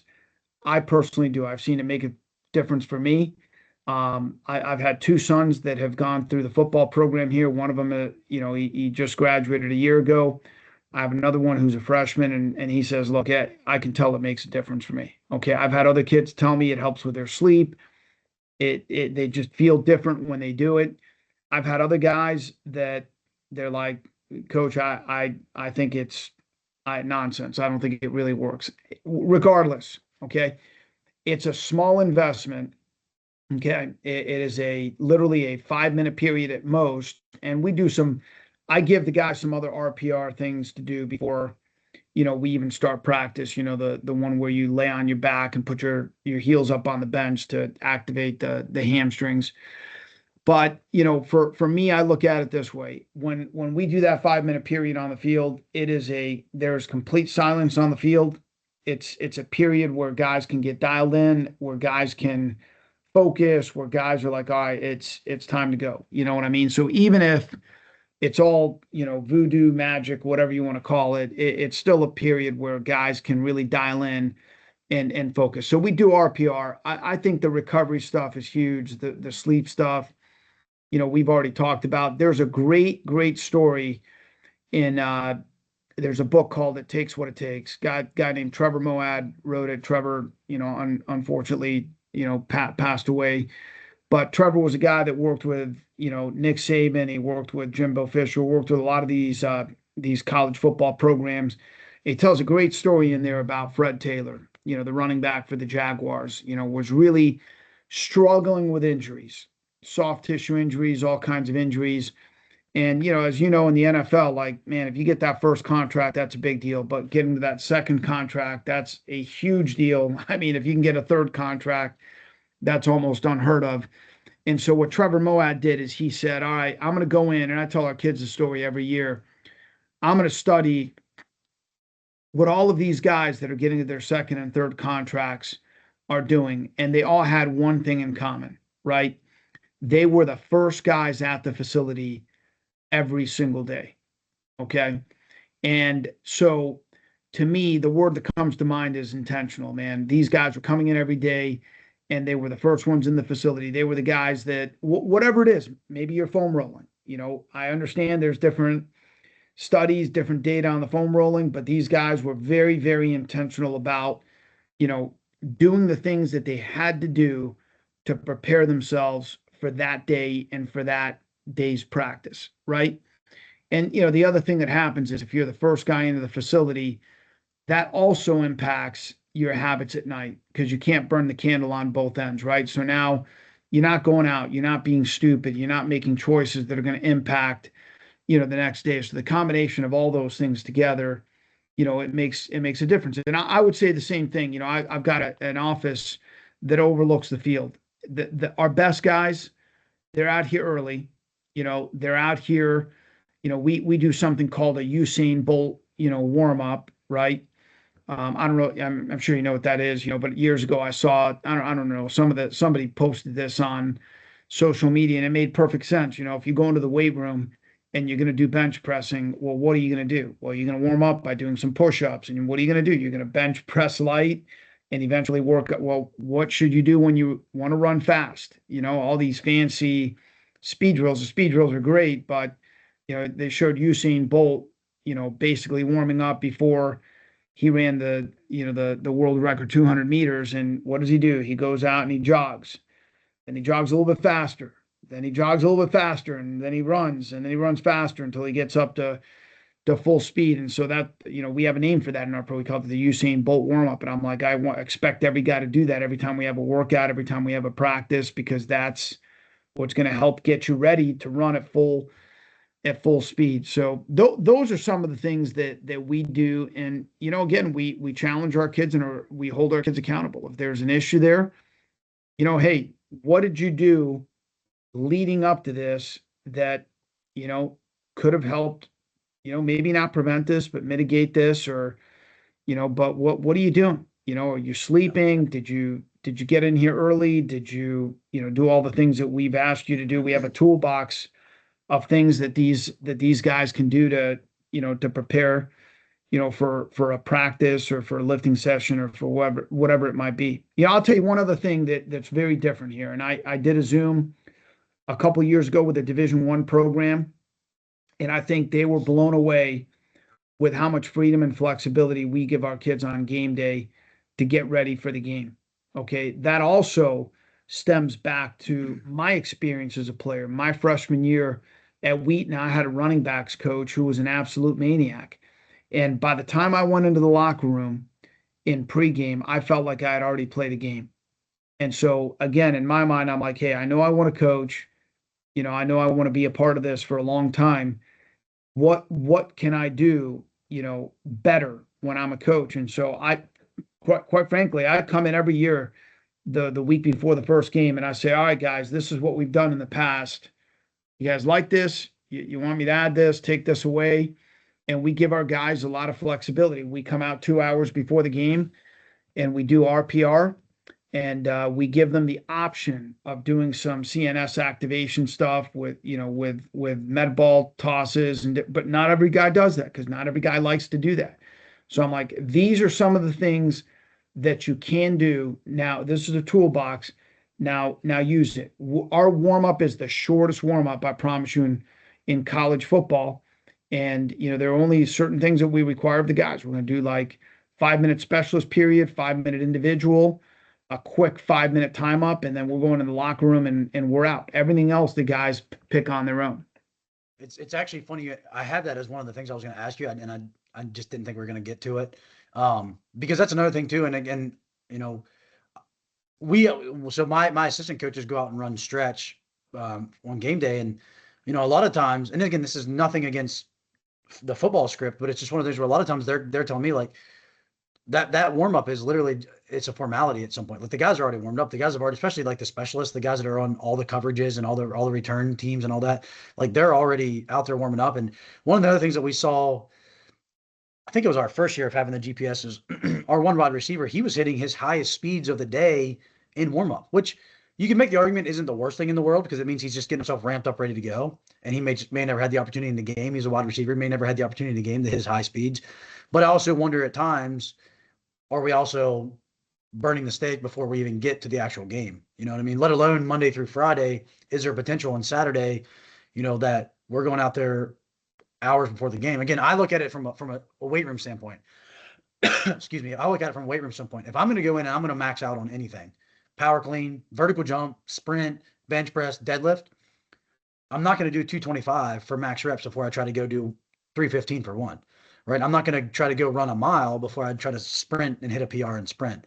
So there is an aspect of, I want to get warmed up. I want to do the Usain Bolt warm up, but I don't want to run a 400 if my event is the 200. Like, I don't, you know what I mean? Right, it just doesn't right, it doesn't make sense. So there is an aspect of that. And I like the idea of giving guys freedom. And I think there's an aspect of even what we do as our own warm-ups in the weight room, sometimes where they're a little too structured and a little too cookie cutter. And we've tried to start giving guys a little bit more freedom. Now there's certain things that, hey, like, we got to do this. I don't want you to do the stretch the way that we're going to ask you to do it, because it's important for the training system. But I think there is a time and place to give guys a freedom of like, hey, today we might play spike ball as our warm-up. We might just do something completely different, completely unrelated, completely unstructured. Like, we might just play tag for a warm-up today. We might play dodgeball as a warm-up. I will be the first to admit that I don't think we do enough of that stuff, because of the fact that we always feel like, okay, number one, I don't want to get anybody hurt playing dodgeball, like before a lift. Like, that'd be the worst thing in the world. But that also goes to the idea of like, these kids just need to be more resilient and more bulletproof anyways. But then it's also like, we get into the idea of like, hey, we only got so much time, and I want to make sure that they're fresh and ready to, like, they're warmed up and ready to go. Are we going to get enough? Are we going to get everything done that we need to? Are we going to get every muscle group warmed up in that 5 minutes if we're only playing spike ball or if we're only playing dodgeball? So it's one of those where there is an aspect of that as well. But again, that's something that I think just as a good coach, like as we're talking about, like we have to take a step back sometimes and ask why on everything. The one thing that you mentioned, and this will be the last thing I bring up. You mentioned about the book, It Takes What It Takes, and about, these guys showing up early and being the first facility. When I got in pro baseball, it's actually funny because I thought I was always going to be a football strength coach. And then I actually got hired in pro baseball, worked in pro baseball for 4 years. And the thing that I saw that stood out to me the most, the thing that separated the guys that were either in the big leagues already or the guys that eventually made it to the big leagues, was the guys that had a routine. And whether that routine was they just showed up and did the silliest like foam rolling thing, or they showed up and they did RPR, or they showed up and they just like walked on the treadmill. We had a guy that when I was with the Rockies, his routine was literally, he would just drag a sled and do bench press. Like, that was his whole training program, was he drug a sled for 10 minutes and he would go over and max out on bench press. And he played for 15 years in the big leagues. So it's one of those where it's like, there's an aspect of that routine. And I think us as coaches, that's part of building that routine. And it doesn't mean that the routine needs to be the exact same every day, but it just means that you need to have that routine and teach these kids how to like handle what it means to essentially be a pro, be a professional athlete at the Division II or at the Division III level. But yeah, Coach, this has been great. Yeah. Again, I feel like I probably got to 75% of what I wanted to get to today. I've got time, but I'll tell you what's interesting. When you just said that, last night, I'm reading this book, Jim Murphy, Inner Excellence. I don't know if you've heard of that book. Yeah. But he made exactly the same statement. The chapter that I was reading last night, he said the common denominator with all the guys that he's worked with that are top performers, they all had a routine. Every single one of them. Like same statement that you just made. I remember we had a quarterback 2 years ago, was the ODAC Player of the Year for 2 years that he was here. And every morning he was out here with his band exercises, You know, Yep. I don't know what he was doing half the time, but he loved doing Yep. those band exercises.